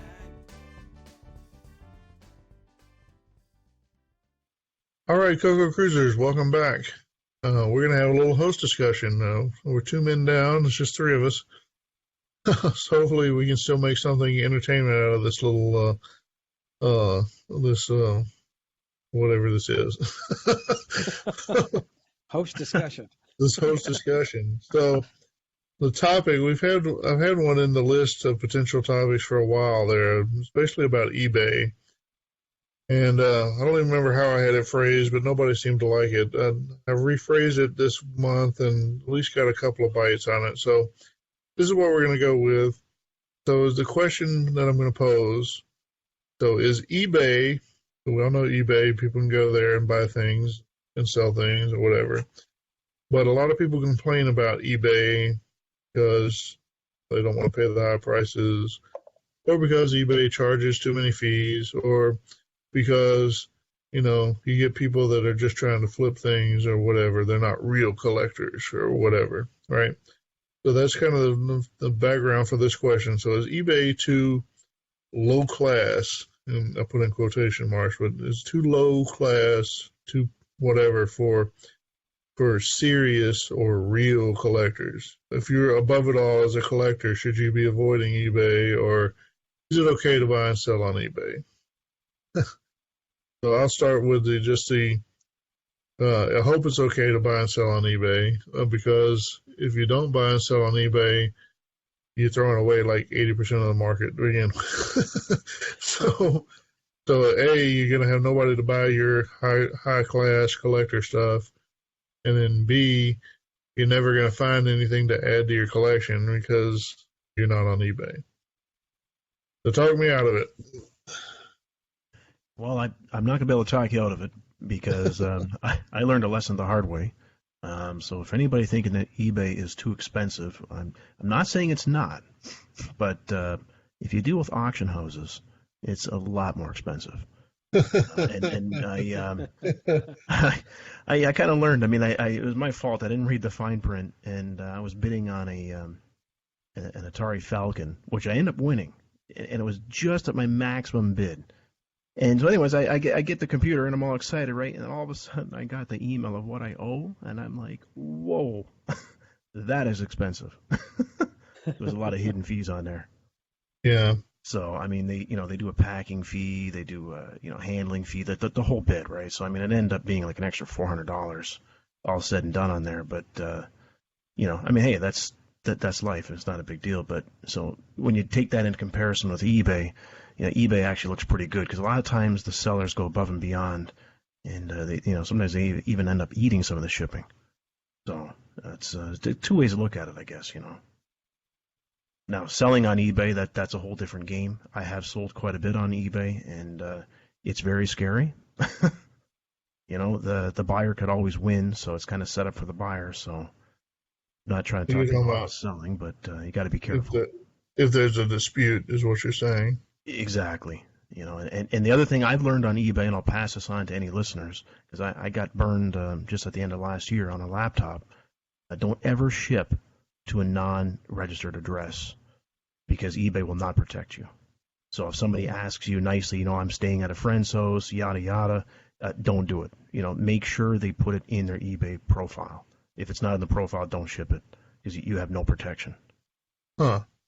I just like to pass it on to people that do want to sell on eBay. That's interesting. Yeah. But other than that, it's not bad. Choice is always a good thing, right? If you don't like eBay, then you're welcome to use any other global market. But eBay is pretty impressive in its reach. Some of the complaints I hear from people are really wishes. It's really, well, things are too expensive. Well, you wish they were cheaper.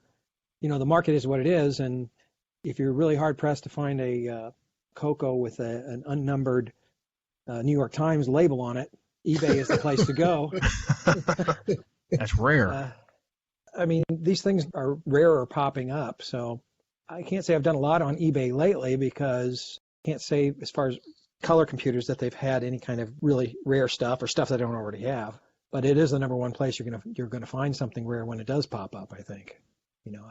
Even if you go to estate sales, you're gonna have a difficult time finding exactly the thing you've been looking for, unless you're out every weekend. Right. You have to cover a lot of ground with the estate sales. And you're just not likely to find that much stuff, I think. I remember, of course, it's 15 or maybe even 20 years ago now, but you could go out and just make the run of all the thrift stores in town. And by the time you got home, you probably found at least one old Atari 2600 game or something, Yeah. And nowadays I could go to every thrift store in town every week, and it'd probably take me 2 months to find anything that I would even list. And I don't mean list like selling. I mean list like, here, I found this. So it's a lot different now. I don't know. It's like you say, there are some retro seller sites, auction sites or whatever, that specialize in retro things. I don't use them. I can't even think of their names off the top of my head. There's been a few times I've bought things, but quite often they're like in Europe or something, so they're specializing in computers like the ZX Spectrum or whatever that I don't really mess with anyway. It's just something I've noticed is a lot of people kind of sneer at eBay. And like you say, some of it is just that they don't want to pay the price. They like having the access to the customers, of course, but they don't want to pay the price. They don't want to pay the percentage on getting their PayPal stuff done or whatever. But I don't really understand like I said, you get kind of a sneer about, eBay, I don't know, I just wonder if other people feel that way or if they've seen that. I just can't justify it. But the biggest thing was eBay. It's a big market. I hear all the time about, I picked this up on Craigslist or Kijiji or whatever the equivalent. But to me, that's sort of the same thing. It's like half the time, if I can even find the listing I'm interested in on Craigslist, it's, listed 6 weeks ago, 2 states away. Chance of getting that is pretty slim. For other things too that you just purchase, even beside the auctions, if you're going to do a project and you need a bunch of sockets or passive devices, eBay is going to be the first place you go, because you're plugged right into Chinese sources where you can get things dirt cheap. Yeah, this is a lot easier. It's a lot more reliable too. Yes. I think that's what it comes down to. If you don't, I guess I've never been a great fisherman. I like something where I can go out, if you could go to a stocked pond, I guess, where if I'm going to throw a hook in, I'm pretty sure to pull a fish out. I could probably do that. But when you go and you go to the same place day after day and you throw the hook in and all you ever get back is a wet hook, just don't like that, And so if I look at eBay, I usually can find something. I may not buy it all. I may not have enough money to buy everything that's interested in, but I'd rather be in that case than like you said, walking around to every thrift shop in a 60-mile radius and not finding anything for weeks. Yeah. You know, and I mean, some people do like that challenge. Like I used to do that with a buddy of mine back in the day, but like you said, you had a good point. Now there's usually nothing good, that you can pick up, and if you do find something, it's way overpriced, Well, it used to feel a bit like antiquing. Yeah. You could find stuff, right? But if you're into antiques, well, you can usually find some antiques, right? You can find antique furniture. It may not be exactly the piece you're looking for, but, if you're into antique chairs, you can probably find an antique chair, or a sofa or whatever. But if you're into antique computers, that you have to, well, you better be checking eBay. There's just not anywhere else to look these days. Right. So, I don't know. I mean, I wish there are a few places that you see pop up here and there with like vintage video game stores or whatever. And I thought that was going to be cool. And a few of them have had things that I've been interested in at different times. But the longer they're there, the more they turn into dusty versions of GameStop. and I just don't need a dusty GameStop. Yeah. So, I don't know. There's a couple places in this area that they've had some cool stuff. And if I'm jonesing for the crappiest Atari 2600 cartridge you've ever seen, well, I can rush out and get one. But actually, I might not be able to find the Atari 2600 cartridge. I could probably find an NES cartridge. I'm not going to find a CoCo joystick or even an Apple II joystick. You know what I'm saying? Yeah. So anyway, I guess that's the sad state of affairs. eBay, whether you like it or not, that's the only reliable source to look for things. I wish I was wrong, or I'd hope to be wrong. If somebody can prove me wrong, well, feedback at cococrew.org. Is there anything else to say here, or we beat it to death? I think that's it. Yeah. Well, let's just draw this one to a close. We'll take another break. Maybe we'll be back with maybe an interview or maybe some more segments of the show. How long until you break down? Breakdown, a new game for the TRS-80 Model 1, 3, and 4. Break down a wall, brick by brick with a bouncing ball. Hit each brick and watch them fall. Put your mental stability to the test while dodging falling bricks and keeping your ball in play. Breakdown from PSKI Software Development is available as a free download. Just visit pski.net.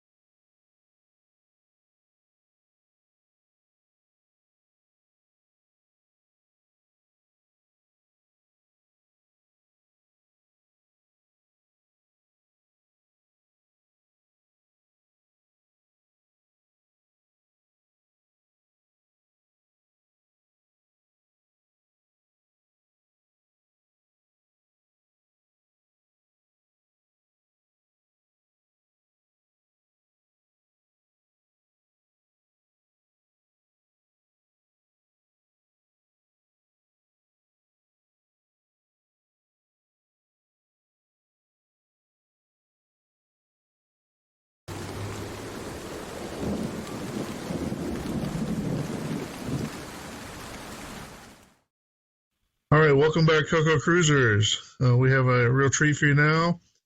We have an interview with CoCo man from the past, shall we say. We have Bill Bernico, who was a somewhat prolific contributor to the Rainbow magazine back in the day. Bill, welcome to the show. Glad to be here. Just to warm up and get started a little bit, maybe you could start and just give us an idea of maybe some of your background and how you got involved with computers in general and technology back in the day. Well, in 1982, my father-in-law gave me a $50 check for Christmas, and I didn't know what to do with it. So I went to Radio Shack, and they had a little MC-10. Oh, wow. 4K of memory. And I snapped that up and devoured everything I could find out about it. Awesome. And then in early '83, I found the Rainbow magazine and started sending in programs to it. Yeah. Well, that's cool. Now, I was looking through the searchable index for the Rainbow that's online, and just to familiarize myself with kind of what you're doing, what you're interested in, and I found a whole lot of articles with your name on them. And what was a little surprising to me is, just at least from the first glance, I couldn't necessarily put a theme to it. I was thinking, well, was he a sound guy? Was he a graphics guy? That sort of thing. You had sound articles and probably some graphics and other things too, but they were kind of all over the map. Doing it all, so I tried everything I could. So did you come up with your own article ideas, or did you get inspiration from somewhere? No place in particular. The first program I sent in to Rainbow was just a graphics picture of a telephone, and when you punch something on your keyboard, the phone rang. Let's do it. And they sent me a little note saying, we like the short ones, keep them coming, and that's all the influence I need to keep it going. That's great. That's great. That's awesome. I did have this for the graphics. So you're a musician these days? I've been a musician since I was 15. Every other job I've ever had, I considered my sideline. I'm still playing these days. Very cool. Did you ever make use of the CoCo or your MC10 as part of your musical repertoire? No, I didn't integrate my computer into my musical career until about 4 years ago when I went solo. Now I've got a laptop with I've got backing tracks on it. I play along and sing along to those. That's about as involved as I get. Hey, Bill, this is Boise. I want to ask you a couple of questions. I had done some research on you beforehand for the podcast to get ready for you, and I had pulled up on newspapers.com an article in the Sheboygan Press from March 26, 1987. I don't know if you have this, and I'd be happy to send it to you, but it was a kind of an expose, a quick feature of you. There's a picture of you holding some Rainbow magazines and talking about your work. I remember that one. Yeah. Again, I'll be happy to email it to you because it's probably, I don't know if you have it or a copy of it, but anyway. I've got it, and I remember the headline said, he's more curious than serious. That's right. That's exactly right. I'm looking at it right now, and it was that was the byline. The headline was Computer Whiz.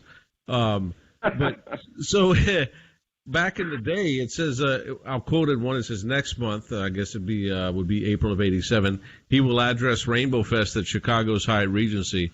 Tell us about that. I'd be curious to know how the Rainbow Fest that weekend went for you. Was that your first one that you attended, and how your presentation, were you a keynote speaker, and exactly what did you do there? They had me as a keynote speaker about 3 or 4 years in a row there, but I think that one would have been my first one. I was scared out of my mind because I'd never addressed a big crowd before. Wow. So I sat down at my computer and I wrote out enough material that I thought was going to last me for a half hour or an hour or whatever, and I was so nervous through it, and I was done in 15 minutes, and I still had a lot of time to kill. I've done that before. The second Rainbow Fest they wanted me to talk to, I didn't write a thing down. I just winged it all, and it went a whole lot better. Nice. That's the way to do it. Yeah. That had to be a sizable crowd. Oh, yeah. You met Lonnie Falk and the Rainbow guys at those fests and interacted on the show floor and so forth? Sure did. Funny part was, I was walking in with my name tag on my shirt, and as I'm walking past some of these other CoCo enthusiasts, I can hear, oh, that's Bill Bernico. You see Bill? And Bill Bernico's here. And I'm thinking to myself, if I just go across the hall to the Commodore room, nobody would know me from squat, you know? That's right, yeah. I was only famous in that room. Do you remember the first issue, the date, or the month and the year that you wrote for Rainbow? 85, I think. Okay, so you were writing for him a couple of years when you got invited to do the keynote at this particular fest. Wow. Oh, yeah, and I ended up being a contributing editor by the time I was done. Yeah. Well, so I'm assuming you worked closely with the staff at Fahrfall? Yeah, it was all freelance. I just sent it in from home. I've never been to Prosper. as John indicated, your contributions were, and this is not a criticism, but they were all over the map. In other words, you didn't focus on a specific thing. If I liked it, I wrote about it. Right. And I remember as a teenager, I would get the rainbow, and I mean, your name was prominent. I certainly remember it. And you were always writing about programs in BASIC, so you'd have a different theme every month or a different focus, I guess. Unlike contributors like, I don't know if you remember Steve Blinn was his name. Sure do. He would focus on education, right, and children's programs and things like that. But you were the guy that I always remember being. It was interesting to read your articles because you never know what Bill Bernico would write about next. Every month it was kind of like, hey, let's see what he's going to do. Well, you know what's interesting about that is I sent in the program, and I just assumed somebody at the magazine would write the article. And they said, really? That's not how it worked, though, right? No, so I learned on the fly how to write articles. Well, that's what I was going to ask. I mean, were you doing other writing besides Rainbow, or was it just part of your hobby? You just started dealing with Rainbow? No, I was a humor columnist for my hometown newspaper, a weekly humor column in there, in the Sheboygan Press. I just like being creative. One question I have about that, I did some other research, and obviously you have a lot of short stories on Amazon. I've seen those. I've got over 500 entries on Amazon. Yeah, I was very impressed. That's a lot of work. I mean, that's bravo to have that much work there, a body of work there. So you were obviously writing for the paper before then in a humor column. So writing was not foreign to you at that point. In other words, you knew how to write an article or how to write about a subject, but you were writing an article, but you were also writing a computer program. So when you said you sent your program in to get it published and didn't think about writing the article, how did Rainbow respond? Did they come back and say, "Hey, Bill, you've actually got to write some text to go along with this," or what was their response? Yeah, I asked them, who writes the article for these things I send in? He said, "You do." So I got on it right away that day and sent in the accompanying article about the next day or so. Wow. It seems to me that you kind of fell into this, right? Like you were a writer or you knew about writing, but then you got excited about programming through the MC10. If you think about it, it's pretty cool that you became a contributing editor for really the most prominent color computer magazine of the day that had a really impressive subscription base in terms of number of people that subscribed to the magazine. It's pretty cool to get vaulted into that position in just a couple of years. And then you said you spoke at the Rainbow Fest at least 2 or 3 times, right? Yep. Wow. But what really did it for me was the one little note that they sent back with my first contribution. They said, "We like the short stuff. Keep them coming." And that's all I needed was a little encouragement, and I became prolific because I loved it in the magazine. So I presume you got like fabulously wealthy for writing for the Rainbow, right? Not really, but I one year I took out an ad in Rainbow for Bill Bernico software, and I ended up selling a couple thousand copies of something I had written, and it ended up paying for the lot that my house is on right now. So I called that the wow. lot. That's pretty cool. Yeah, that's pretty cool. I've heard tales of people sending things in and getting paid in subscriptions, or did they pay you right off the bat, or did you kind of have to prove yourself, or? No, they paid me from the first submission on. Okay. Cash. I never took anything in trade. Now, how long did you continue writing for Rainbow? All the way to the end, or? No, I think they went out in 91 or 92 or something like 93. that. 93. Okay. Yeah. I wrote until, I think, about 90 or so. No, 91 was my last contribution. That's pretty far into their run, though. Yeah. I was just thinking maybe you got paid because you hit it at a time when they were, really on top of things. But, I was with them when they got to the fattest point of their magazine, and then I saw it dwindling down little by little, so I knew the end was coming. Sure. But towards the end there, I had a column called Basically Speaking, and I turned that over to another guy from Sheboygan named Larry because I just didn't have any more time for it. I remember the name of that column. Yeah, it sounds familiar. Yeah. Wow. Yeah, that does. That's how I became the contributing editor with the column. Now, did you transition from the MC10 over to the CoCo, or did you stick with the MC10? Oh, no, I transitioned in a big hurry to a CoCo 2. Then when the CoCo 3 came out, I jumped on that. Yeah. And I went to the Tandy 1000, and I started writing for their other magazine as well. Yeah, PCM. Do you have any observations or opinions on the various machines? Well, when I set out, I knew absolutely nothing, and I saw on my instruction thing that the MC10 would only take a 4K program. I thought, how are they going to know if I load an 8K program? Who's going to tell them?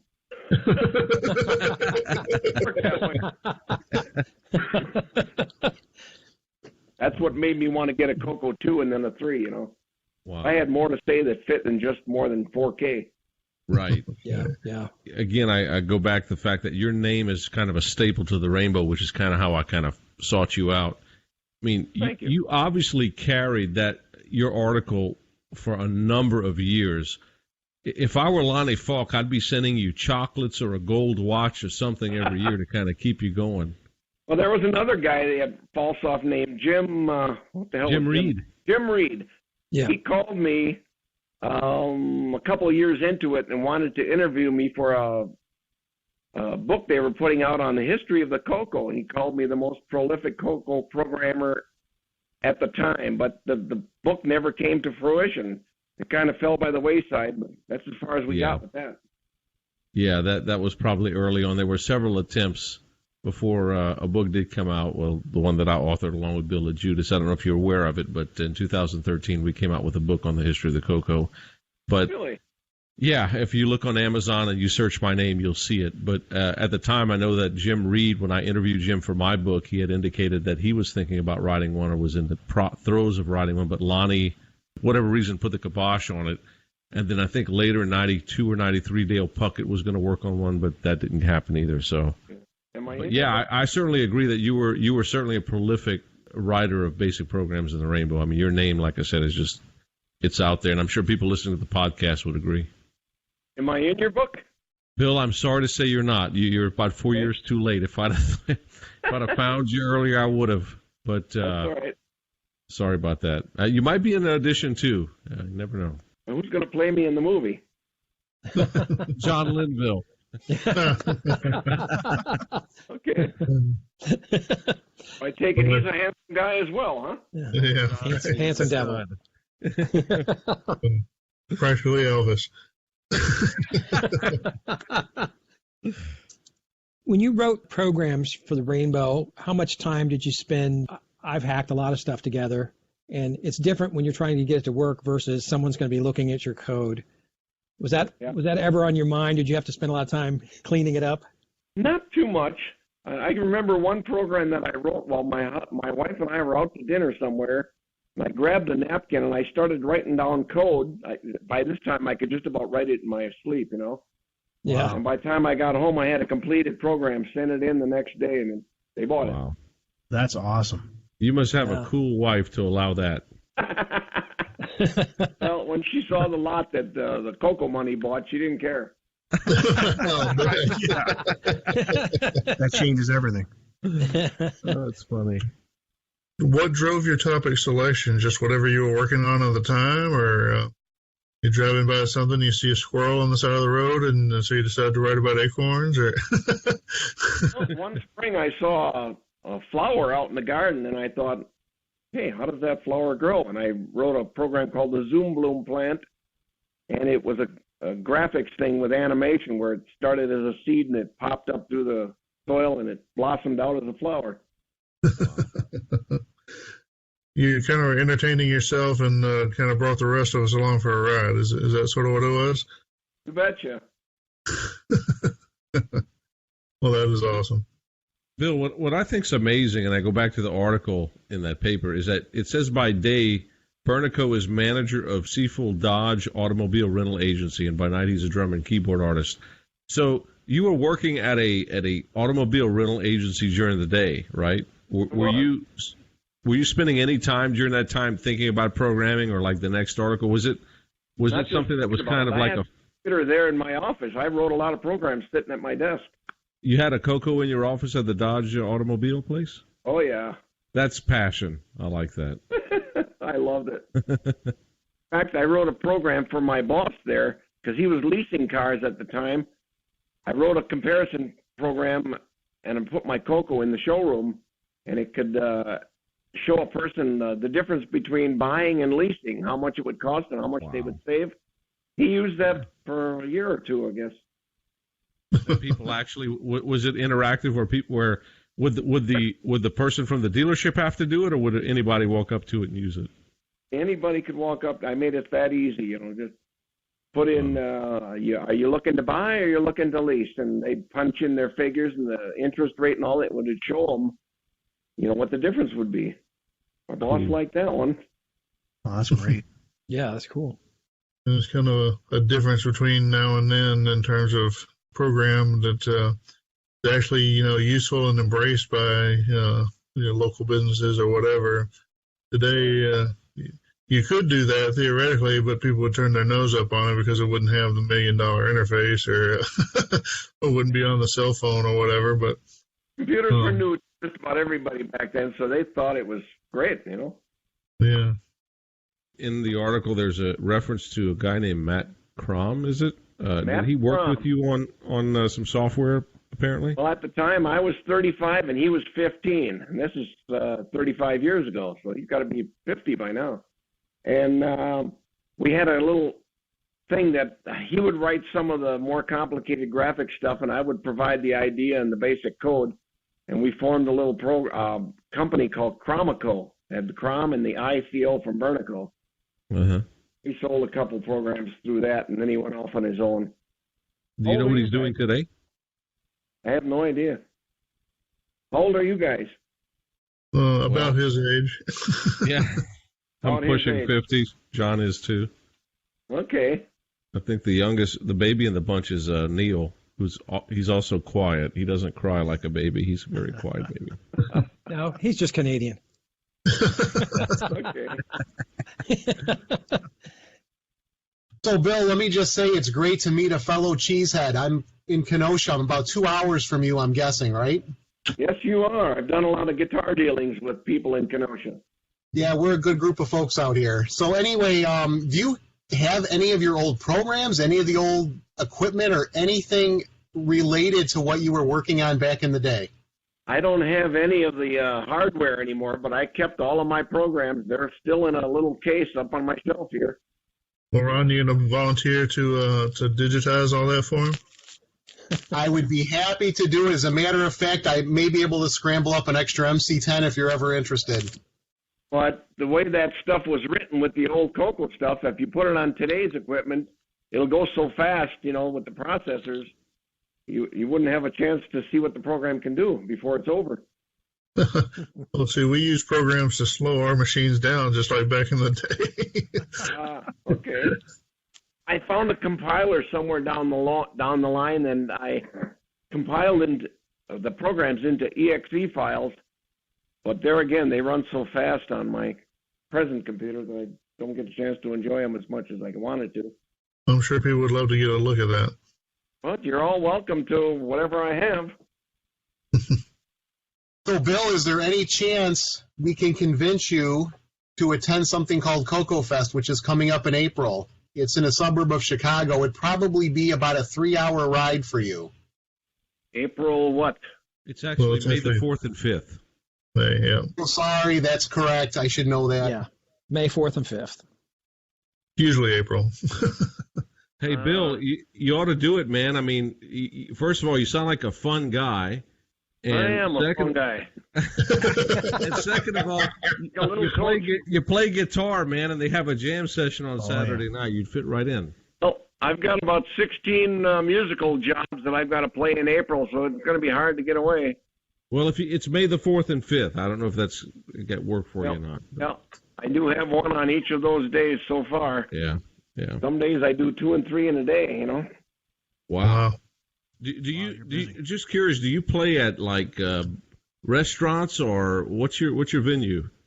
I used to play bars and weddings and dance halls and all that crap with the band, but these days I play almost 100% nursing homes. Wow. So it's an easy 1 hour in and out, and I'm home in time for Matlock, you know?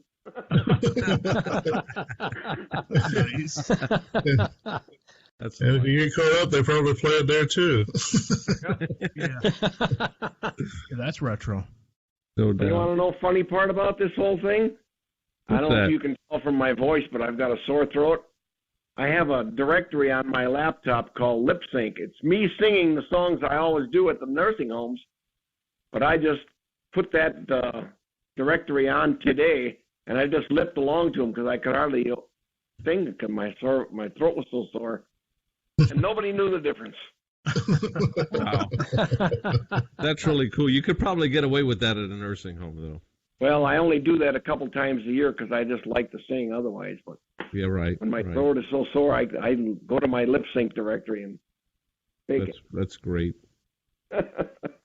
You indicated that you don't use, I guess, a lot of computers these days. Is that accurate? Like, do you have an iPhone, or are you like using a flip phone, or what's your technology profile these days? Well, I've been steadily working with regular, desktop computers and laptops, but I never got into the iPhone thing or the smartphone. Or I never did anything on Facebook or never texted. That just never interested me. Bill, I can't help but picture you in a white suit with one of those headbands with looks like an arrow is going through your head. A wildly crazy guy. No, I didn't quite go that far, but I did meet George Carlin a couple times. Oh, yeah? Oh, that's cool. On the Johnny Carson show, he did a skit called Carl Closeout, selling late-night records. And in the country vein, he made up a bunch of goofy titles. And I went home from work for lunch the day after that, and I wrote a song to go with 3 or 4 of his titles. I sent it to him, and he called me at home. He said, "Yeah, I'm going to be in Milwaukee at the PAC. Why don't you come backstage and we'll say hi?" So I did. Wow. Oh, that's awesome. That's awesome. Oh, yeah. Hey, I got to ask, since you're a musician, and don't break my heart, Okay. but are you an Elvis fan? I can take him or leave him. I play 5 or 6 of his tunes in my repertoire, but I'm a big Beatles fan. Okay. All right. My Well, laptop heart's has not 135 Beatles songs on it. Wow. Cool. But lately, with this playing all these nursing homes, I got exposed to all the music from the 30s and 40s and early 50s. So I'm kind of getting into that now. The Dean Martin and the Frank Sinatra and the Doris Day kind of stuff. Oh, that's I was going to nice. ask if you get a lot of requests for Bing Crosby music or something. Oh, yeah, I'm finding that kind of stuff really interesting. Yeah. It challenges me a little bit more to learn the jazz chords. Yeah, I'll bet. And so you play guitar. What else do you play? Well, for the nursing home, I only play guitar, but in the band, I was a drummer for 12 years. I played the keyboards. I was a bass player in another band, so I've done it all. Wow. About you being a contributing editor, what did that entail? What moved you up to being contributing editor? What were your responsibilities? Well, let me just backtrack a little bit. I started out writing the Basically Speaking column for a magazine called Spectrogram. Oh, I remember that. Yeah. Yeah, and then I proposed the same thing to Rainbow, and when they took it, I dropped out of Spectrogram and targeted just the Rainbow. So they wanted they put my address in the articles, and they'd say, "Write to Bill if you have a question about BASIC that you want answered." And I'd put the question plus my response and then maybe a sample of a program in the article. And that went on for a couple of years. So you had your home address published in a national magazine? I'll tell you something if you promise not to spread it around. Okay. It's just between you and our listeners, yeah. Well, looking back on it now, it's kind of funny, but nobody ever wrote to me with a question, so I made up all the questions and put all the answers in to my own questions. Wow. All those names in there are all made up. Wow. Did anybody at the Rainbow pick up on that, Bill? Nope. Never did. Great. That's hilarious. You should have put something in there like, "Oh, Bill, I think you're the greatest. You're the most handsomest I don't wanna make Rainbow contributing editor ever." No, I just picked cities at random off the map, like Ames, Iowa. Wow. Here's a guy named David Seefeld, because my boss's name was Ames Seefeld. So I put David Seefeld from Ames, Iowa, and he had the question. I made the answer and moved on to the next one. That's cool. And Lonnie was none the wiser. That's funny. None the wiser. Nope. Hey, you know what? I think after all these years, nobody cares. Lonnie's unfortunately gone, and everybody else is pretty much, So yeah, let's definitely let the world know. It's pretty cool. Yeah, I called Lonnie. I called Lonnie. Got to be 20 years ago, and I said, I'm writing books and stuff like that. Would Falstaff be interested in publishing any of my books? And he didn't take to that idea too well. It's not the kind of thing they do. I said, well, Lonnie, you may not remember me, but I'll never forget you. And he said, yeah, I remember you, Fal. Very well. Just don't want to publish your books. No. You just want to stick with the computer stuff. Well, I'm gonna have to go back and reread those columns from Rainbow. Entertain myself. Yeah, I want to check those out. Oh yeah. Well, there's no wonder I knew all the answers to their questions.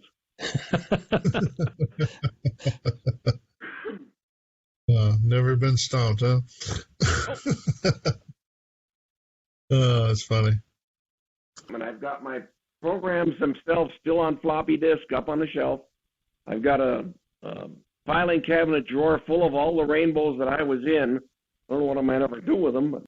But speaking of CoCo Fest, the guy I handed my basically speaking column over to came with me to one of the Rainbow Fests, and I had a plant in the audience because if I ran out of things to say, he was going to raise his hand and ask some questions that I already knew the answer.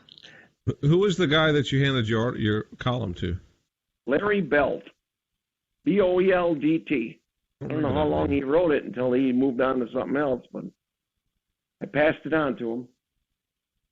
Bill, do you have any specific fond memories from back in that time period that would be worth a tall tale? Or working with the CoCo, it got me introduced to spreadsheets and their word processors that had Telewriter 64. That got me into a lot of writing of my regular stories because that was a whole lot easier than a typewriter that I had in my office. I forget what the spreadsheet was called, but I had one of those too. Did you ever get into OS 9 or US OS 9 at all? No. Basic was it.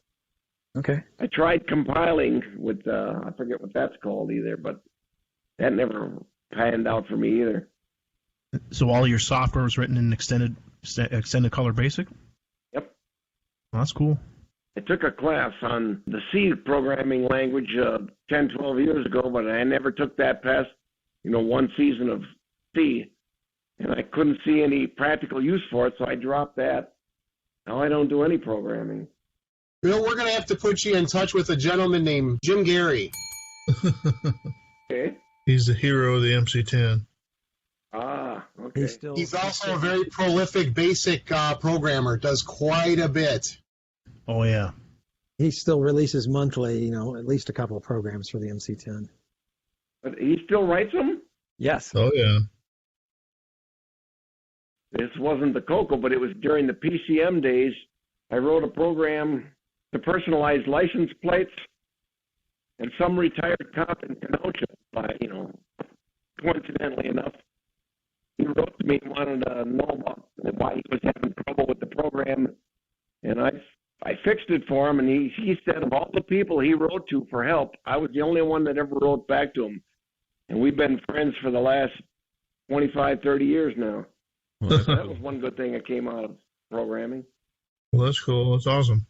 We definitely all have made some good friends out of the CoCo world. Yeah. Maybe we've made another one today. That'd be cool. You want another humorous story about the CoCo? Sure. Absolutely. Sure. Well, I got to writing back and forth to a guy somewhere in Massachusetts, Natick, Massachusetts, a guy named Jim Marullo. And we wrote back and forth for months and months. We got to be good friends. but he'd never heard my voice. So one day I called him and I said, "This is Officer Danby from the FBI. I understand you've been sending and receiving stolen CoCo programs." He goes, I said, "Hold it, Jim, it's me."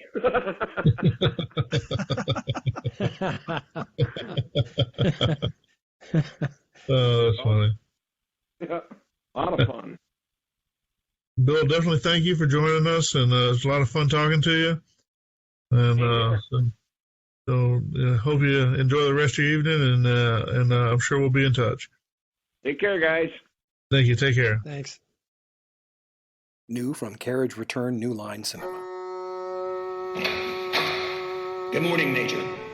Sir, why was I brought here? What you're about to hear is classified top secret presidential. What is this place? This is where you'll train. Major, the war isn't going well for Earth. This is the aliens' newest attack ship, the TRG-5. We need you to infiltrate the alien base, steal the core components, and then return them for analysis. Pay attention, Major. Your suit will absorb radiation, but only a limited amount. There are 3 decontamination chambers in the facility. It's critical that you reach each one if you want to live. We only have 4 weeks to prep for this. What do you need from me? Your best, Major. Major, do you hear that sound? That sound means you're dead. Too much radiation. Reset your suit and try again. Why did you pick me? Because I think you're the best man for the job. Because we've only got one shot at this. What if I fail? Then we all die. Power up your suit, Major. This is your electro gun. Aim it and fire. Holy shit, Major. Remember, each time you fire your weapon and use your cloak, you're exposing your suit to even more radiation. Major, it's time.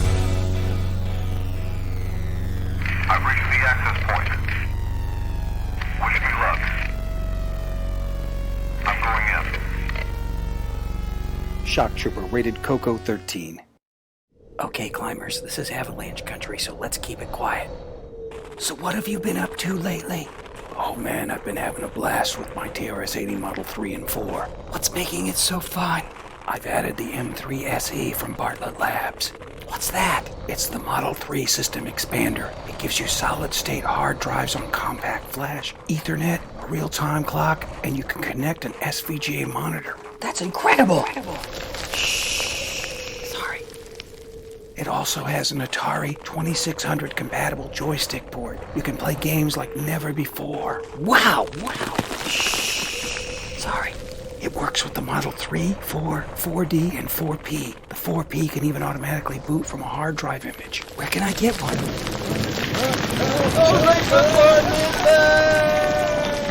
Get carried away with your TRS-80 Model 3 or 4 with the Model 3 System Expander. Visit bartlettlabs.com for details and pricing. All right. Hello, CoCo Cruisers. This is John Linville, and I'm going to try to get us through the tech segment for episode 45 of the CoCo Crew Podcast. I apologize if I sound a little stuffy or weird or anything like that. I seem to be coming down with a little bit of a cold. Anyway, time is short on the month, so I've got to get this out. I don't have time to wait to get better. So I'm going to try to get through this. So the topic this month is I want to talk about a little tool that I find really useful. And, you know, I'm a Linux guy, which means that at my heart I'm an old-time Unix kind of guy. And so I like tools that run from the command line. And this is one of those. And so the tool in particular is kind of an old one, but it still does the job. And it's called, the project is named Sound Exchange with the emphasis on the X part. So it's commonly referred to as SoX, spelled with a capital S and a lowercase o and a capital X. So SoX for Sound Exchange. What does this do? Well, so in my revamped version of Fahrfall, I added a couple of sound effects that are digitized effects, and the voice effect, and one's another sample from, I got it from somewhere. Anyway, when you want to do digitized data, it's a great thing to do on a CoCo. We have the 6-bit DAC. You can play back pretty much anything. It's one of the while the weakness of the CoCo may be the missing sound chip, the strength is that what we do have is very, very flexible. But to do that, to use that, you need to be able to provide a sequence of properly timed samples to drive the speaker in the way you want to drive it. It's great. So how do you get the sample data? Well, so typically you'd start with some sort of recording or maybe a synthesized data. Then you'd convert it to something that can be consumed by the CoCo. Well, what does that look like?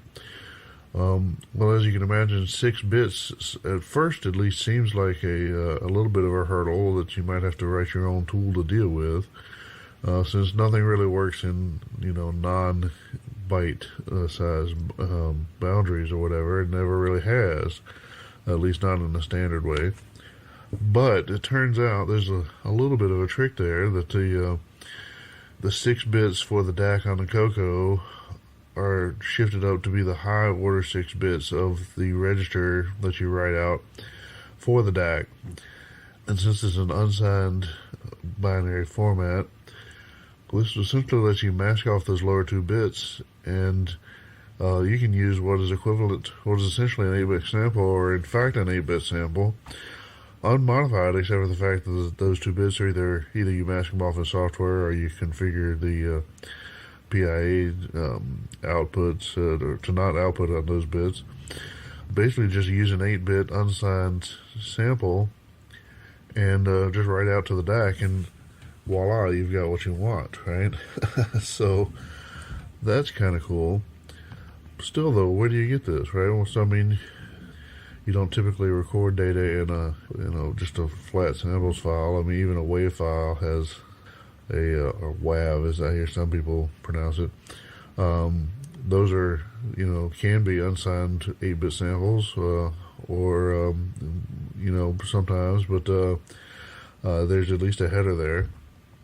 And, more modern samples, you're going to have an MP3 or OGG or something like that. That's, shall we say, get in the way. So this is where SoX comes in.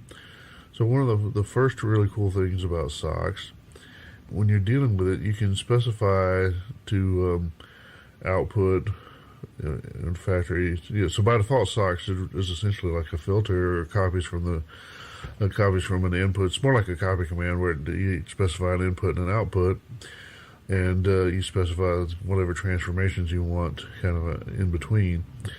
But for either input or output, you can use what they call a raw file format. With the raw file format, you have to specify other parameters as part of the command line. And so when you're using SoX, SoX, also there's a companion commands play and rec.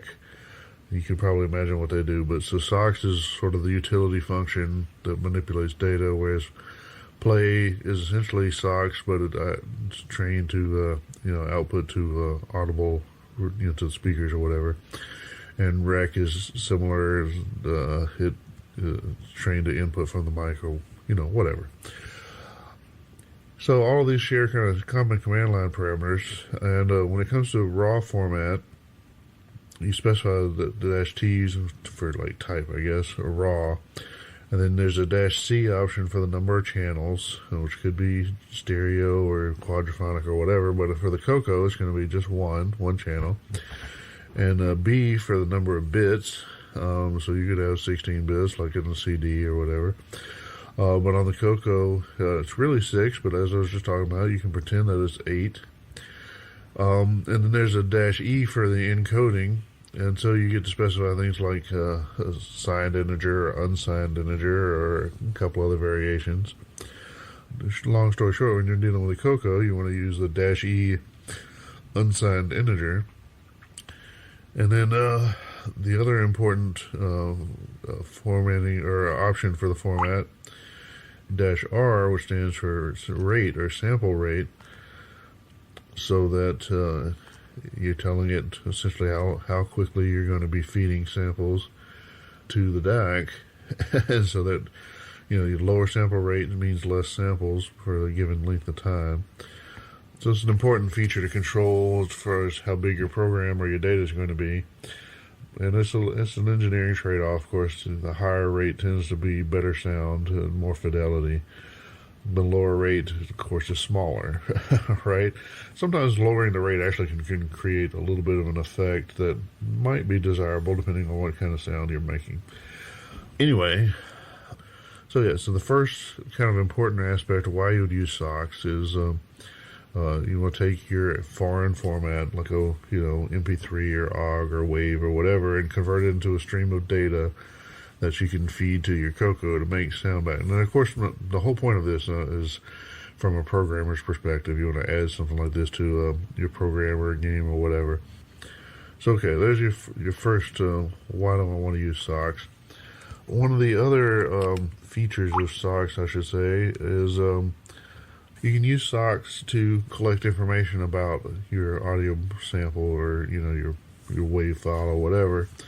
And so there's like I said, SoX is kind of like a copy command, and so you say SoX in your input file, and then it's going to expect you to have an output file. But if you just want to learn if you just want to learn information about the input file, you specify -in in place of the output file. So I've got a file here. It's me saying the word Yowza. SoX yowza.ogg, which is an OGG Vorbis file format. SoX yowza.ogg-in, so it means I'm not going to copy out to anything, and then stat. And so stat comes back and tells me samples read, so that's how many samples are in the file, and then the length, and then it's got a bunch of other stuff, scaled by maximum amplitude, whatever, blah, blah, blah. Most of it's not too meaningful or not too interesting unless you're a real sound nut or whatever. There is one that comes out at the bottom. It's called volume adjustment. Basically, that tells you how far away your sample is from maxing out the volume. So it's something you normally don't want to do when you're playing back sound. You don't want to create a sound sample that's too big to reproduce. And this is kind of equivalent to like when you turn the music up too loud and the sound distorts because your speakers can't keep up with it, or because you're vibrating the back glass in your old Nova or whatever. So anyway, it does feedback this volume adjustment, which is a number. In this case, it's 1.898. And so this leads into one of the next things you can do with a SoX is you can adjust the volume of a sample. So here I'll play my yowza.ogg file. I hope that shows up in the audio. Yowza. Because it's me saying yowza. There's a -V option for changing the volume. And so I'm going to give it the 1.898 that I got from the stat command earlier, and then play it back again. Yowza. And hopefully you could tell that was significantly louder. But also hopefully you could tell that it didn't clip or whatever. It's any badness to the sound was just based on the fact that it's a recording of me. So there's a neat feature if you want to change the volume. In fact, I have used SoX to change the volume of CoCo Crew Podcast to recordings that didn't come out too well. So whether you know it or not, you've enjoyed the work of SoX in the past. So I think SoX might be used if you want to convert over to the Brett Gordon's podcast player for the CoCo Tree, but I'm not 100% sure. I'd have to check into that. Aside from that, so what else can you do with SoX? Well, if you notice that recording, there's a lot of space at the beginning. You can trim seconds time off of either the front or the back, or even in the middle. You can just take the middle of a recording. And so here's me. I'm going to trim the first second off of that. So if you remember when I played it before, there was quite a lot of space at the beginning, and then I said yowza. And so I'm going to trim 1 second off the front. Yowza. And so you see, you don't wait anywhere near as long. So that's kind of neat. And so between trimming and volume control, that's a lot of cool stuff that you want to do there. I'm just going to throw in one other thing here. sometimes you want to filter, and I don't have a good example that's going to improve much, but you might be able to tell the difference here. Like I said, we just played that Yowza one, and here's with passing through a low-pass filter with a cutoff frequency of 750 hertz. Yowza. And see, it sounds a little weird. And here's one with a high-pass filter at the same cutoff frequency. Yowza. Yeah, so a little weird. You can do transformations like that, and you can also play around. And so here's with it speed up to 1.5 times the rate of playback. Yowza. So a little higher there, and then double. Yowza. So you can play with your sounds. There's a whole lot of inputs there. If you look up SoX on the internet, I'm sure you can find pages that'll explain both man page style, just you list all the options, and also tutorial style stuff you can try. One other pretty neat feature that I wanted to explore a little bit, you can actually do a synthesis of sounds.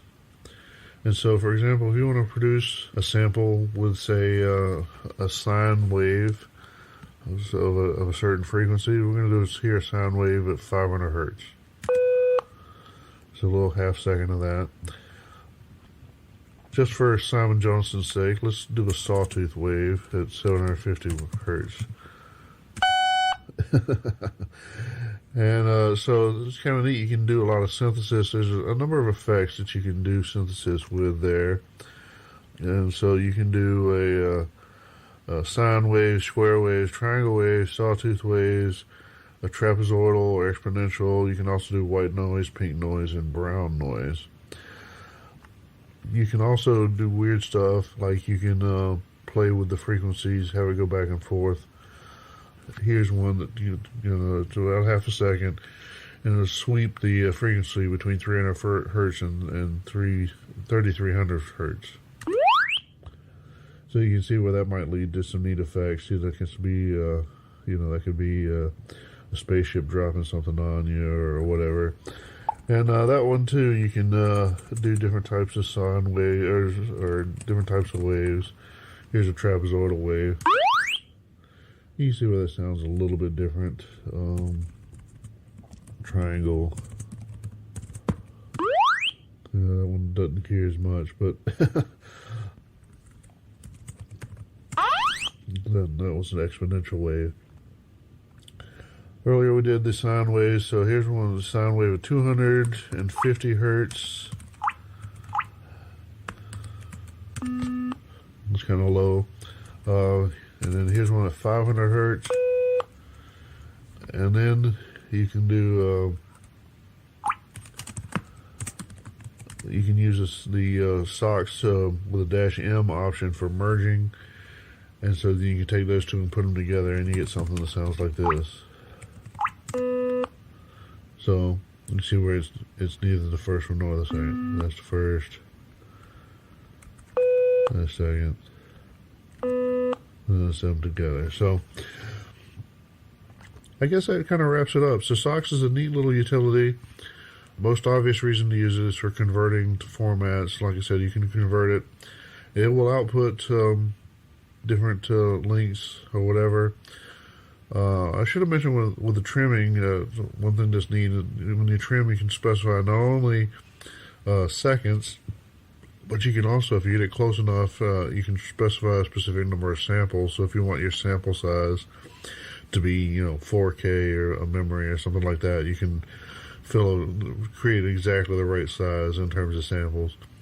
What else? Like I said, there's a lot of synthesis you can play with, so you can synthesize different sounds. Those kind of limits. Your imagination is the limit. You can put the files together. You can overlay them with a merge. You can concatenate them one after the other. Like I say, you can change them different volumes, different formats, whatever. It's a really useful tool. You can do a lot of cool stuff with it and make some cool sounds, and then use the CoCo DAC.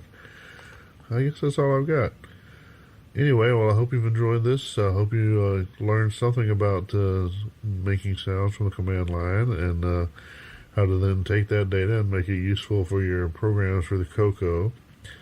If you have any questions, feel free to write me. I'm John at CoCoCrew.org, or send it to feedback at CoCoCrew.org, and we'll discuss, well, at least we might discuss whatever you send back.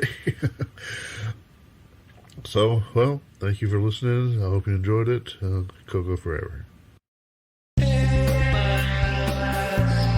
The amazing A-Bus from Alpha Products.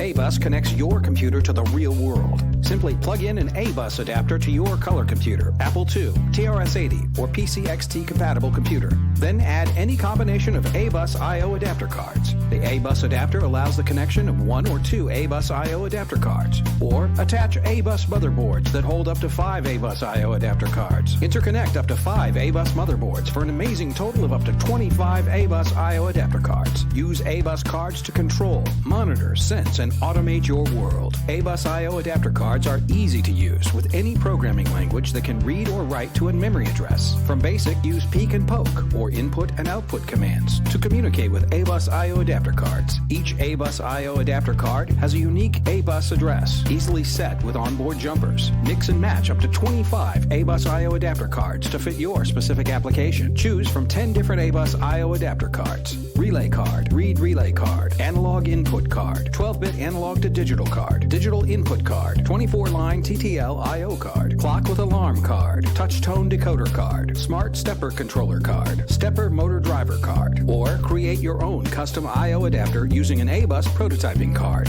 The possibilities are endless. The amazing A-Bus. From Alpha Products, plug into the future.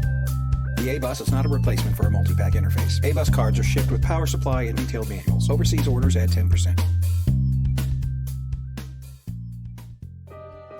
Dear Tandy Landers, we have both a TRS-80 Model 3 and Model 4, but they only have floppy disk drives, and one of them is starting to fail. I've been diagnosed with repetitive motion injuries from the hours spent swapping floppy disks back and forth. How can I end this madness and still enjoy my TRS-80? Signed, Wrecked Wrists. Dear Wrecked Wrists, the answer is simple. You need the FRED, F-R-E-H-D, the TRS-80 hard drive emulator. The FRED stores your operating system and data on an SD card. It plugs easily into your TRS-80 Model 1, 3, or 4 and emulates the Tandy TRS-80 hard disk drive. No more swapping floppies every time you want to run a different program. Create multiple hard drive partitions on an SD card. Programs that run notoriously slow on floppy-based systems will run lightning fast with the FRED hard drive emulator. For information and pricing, contact Ian Maverick via email, ianm@trs-80.com. Welcome back to Neil's Corner, and I am, of course, Neil Blanchard. I am recording this segment inside the Basement Studios here in late February 2019 for episode 45. And I never could tell the word February. Is it February or February? It's one of those strange words. Alright, the game I'm reviewing is a game I've already reviewed back in January 2016 in episode 8 on here. So why am I revisiting this game, you ask? Well, it is because, for one thing, it's my favorite game and I am the biggest fan. That should be a giveaway right there. Well, on a serious note, I'm reviewing it because the game has been upgraded. And this game is, wait for it, Fahrfall. But did you hear something different about that music right now? That's right, you did. Fahrfall is now on a GMC. What the heck is a GMC, you ask? It stands for Game Master Cartridge. The GMC, like Fahrfall, was created by our host, John Linville. It was created to provide more enhanced ROM cartridges for the color computer by providing bank switch memory for larger size programs, but what really makes the GMC shine, at least in my opinion, is the inclusion of an onboard TI-SN76489 digital complex sound generator. The same IC was used in other platforms such as the Tandy 1000 line, Sega Master System, ColecoVision, and a number of other retro computer systems. What I find fascinating about the GMC is that all the components John used to create it are period correct, meaning this technically could have been made back when the CoCo was a current computer platform. I also like how Tandy did indeed use the TI SN76489 on their Tandy 1000s. So it's no surprise John would adapt and upgrade his flagship game, Fahrfall, to use the GMC. Alright, for those of you who have not heard of Fahrfall or missed my game review of it back on episode 8, Fahrfall is an arcade-style action platform game. It was inspired by the homebrew game on the Atari Jaguar console called Downfall. The object of the game is quite simple. You always want to stay on a platform and not fall off to the bottom or stay on a platform too long and get squished at the top of the screen. When the game starts, you are immediately falling on the screen, and you must hop on a platform. The platforms are always random, and you must keep landing on the next row of platforms. It sounds easy, but it's actually very challenging. You only get one life. The longer you ride the platforms, the higher your score gets. The longer you play, the platforms speed up and change color with different patterns, making it extra difficult to see them. It is very simple, but yet so addicting. Fahrfall is strictly for the Color Computer 1 or 2. It was coded to take advantage of the SG12 graphic mode that is not compatible on the Color Computer 3. Because it uses this graphic mode, it looks amazing, utilizing the extra colors which are found absent in other Color Computer 1 and 2 games. So now fast forward to 2019, and you will see Fahrfall has come a long way from when it was first introduced and worked on between the years 2012 and 2015. Here's a brief list on the upgrades added to the GMC edition of Fahrfall. For one, beautiful chiptune music of the original Fahrfall game composed by John to take full advantage of the TI SN76489. He also added speech saying high score, although you will only hear this if you broke a new high score record. And last but not least, you can now use the keyboard to enter your high score initials. Just so you can get a taste of how good the music is on this game, I'll play a few samples here for you to enjoy. The first clip I'm going to play is the main title screen music.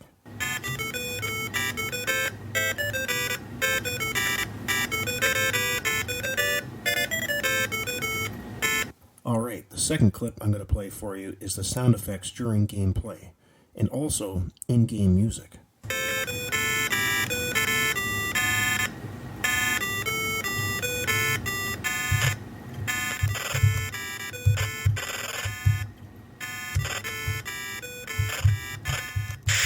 The last clip I'm going to play for you is the high score digitized speech and sound effects while entering a high score. When playing this game, I can't believe I'm on a CoCo, because the sound is just that good. I feel like I'm using a different system altogether. Combined with the extra colors because of the SG12 graphic mode, it doesn't seem real a CoCo 1 or 2 is actually running this game. I think it's also safe to say this is the first CoCo game ever to be distributed on a cartridge with onboard sound. Whereas I know a few other CoCo games use the Orchestra 90s sound pack, but this game actually has its own sound chip built in the actual ROM cartridge. So that right there is definitely a first. Alright, most of you are probably eager to purchase this game. It is not available yet, but it will be shortly. I know John has these in production. Not sure if he's waiting for CoCo Fest to release it first, or to have them available as mail order earlier. You will just have to stay tuned. Well, I hope you enjoyed this month's game review. Coming up next month, we will have a crawl around in Paul Shoemaker's latest game called Dungeon Crawl. Until next month, happy CoCo gaming and retro forever.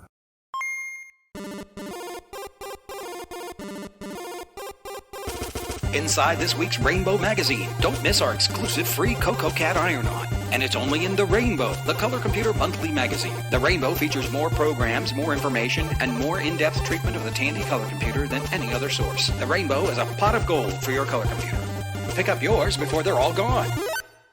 Alright, we have reached the end of episode 45. We definitely hope you enjoyed this month's podcast. And as usual, I'd like to give a big thanks to our host, John Linville, for once again procuring all those news articles you hear each month and coming up with yet again another fantastic tech segment. Also like to thank Mike Rowan for doing the editing on this podcast. I definitely know it's not easy, as I used to do it myself. And also for coming up with those really cool commercials you hear each month.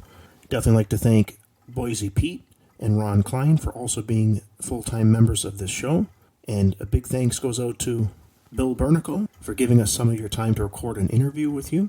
And last but not least, we want to thank all of you for listening and supporting us each month. Without you, there would be no point in doing this podcast. or it'd be pretty silly anyhow. Until next month, happy cocoing and retro forever. It's a blast from the past. Please listen carefully. CoCo.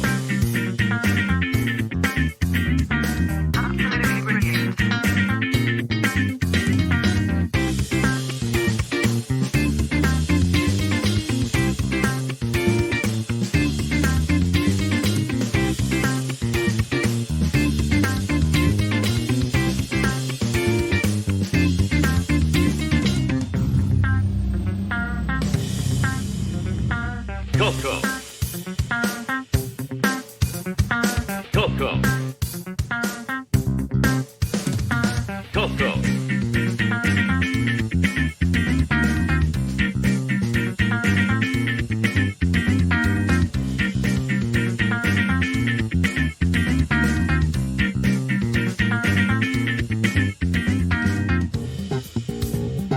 Dance like there's no tomorrow. What is this crazy rock and roll music anyway? It's a blast from the past. Dance, dance, dance. Dance, dance, dance.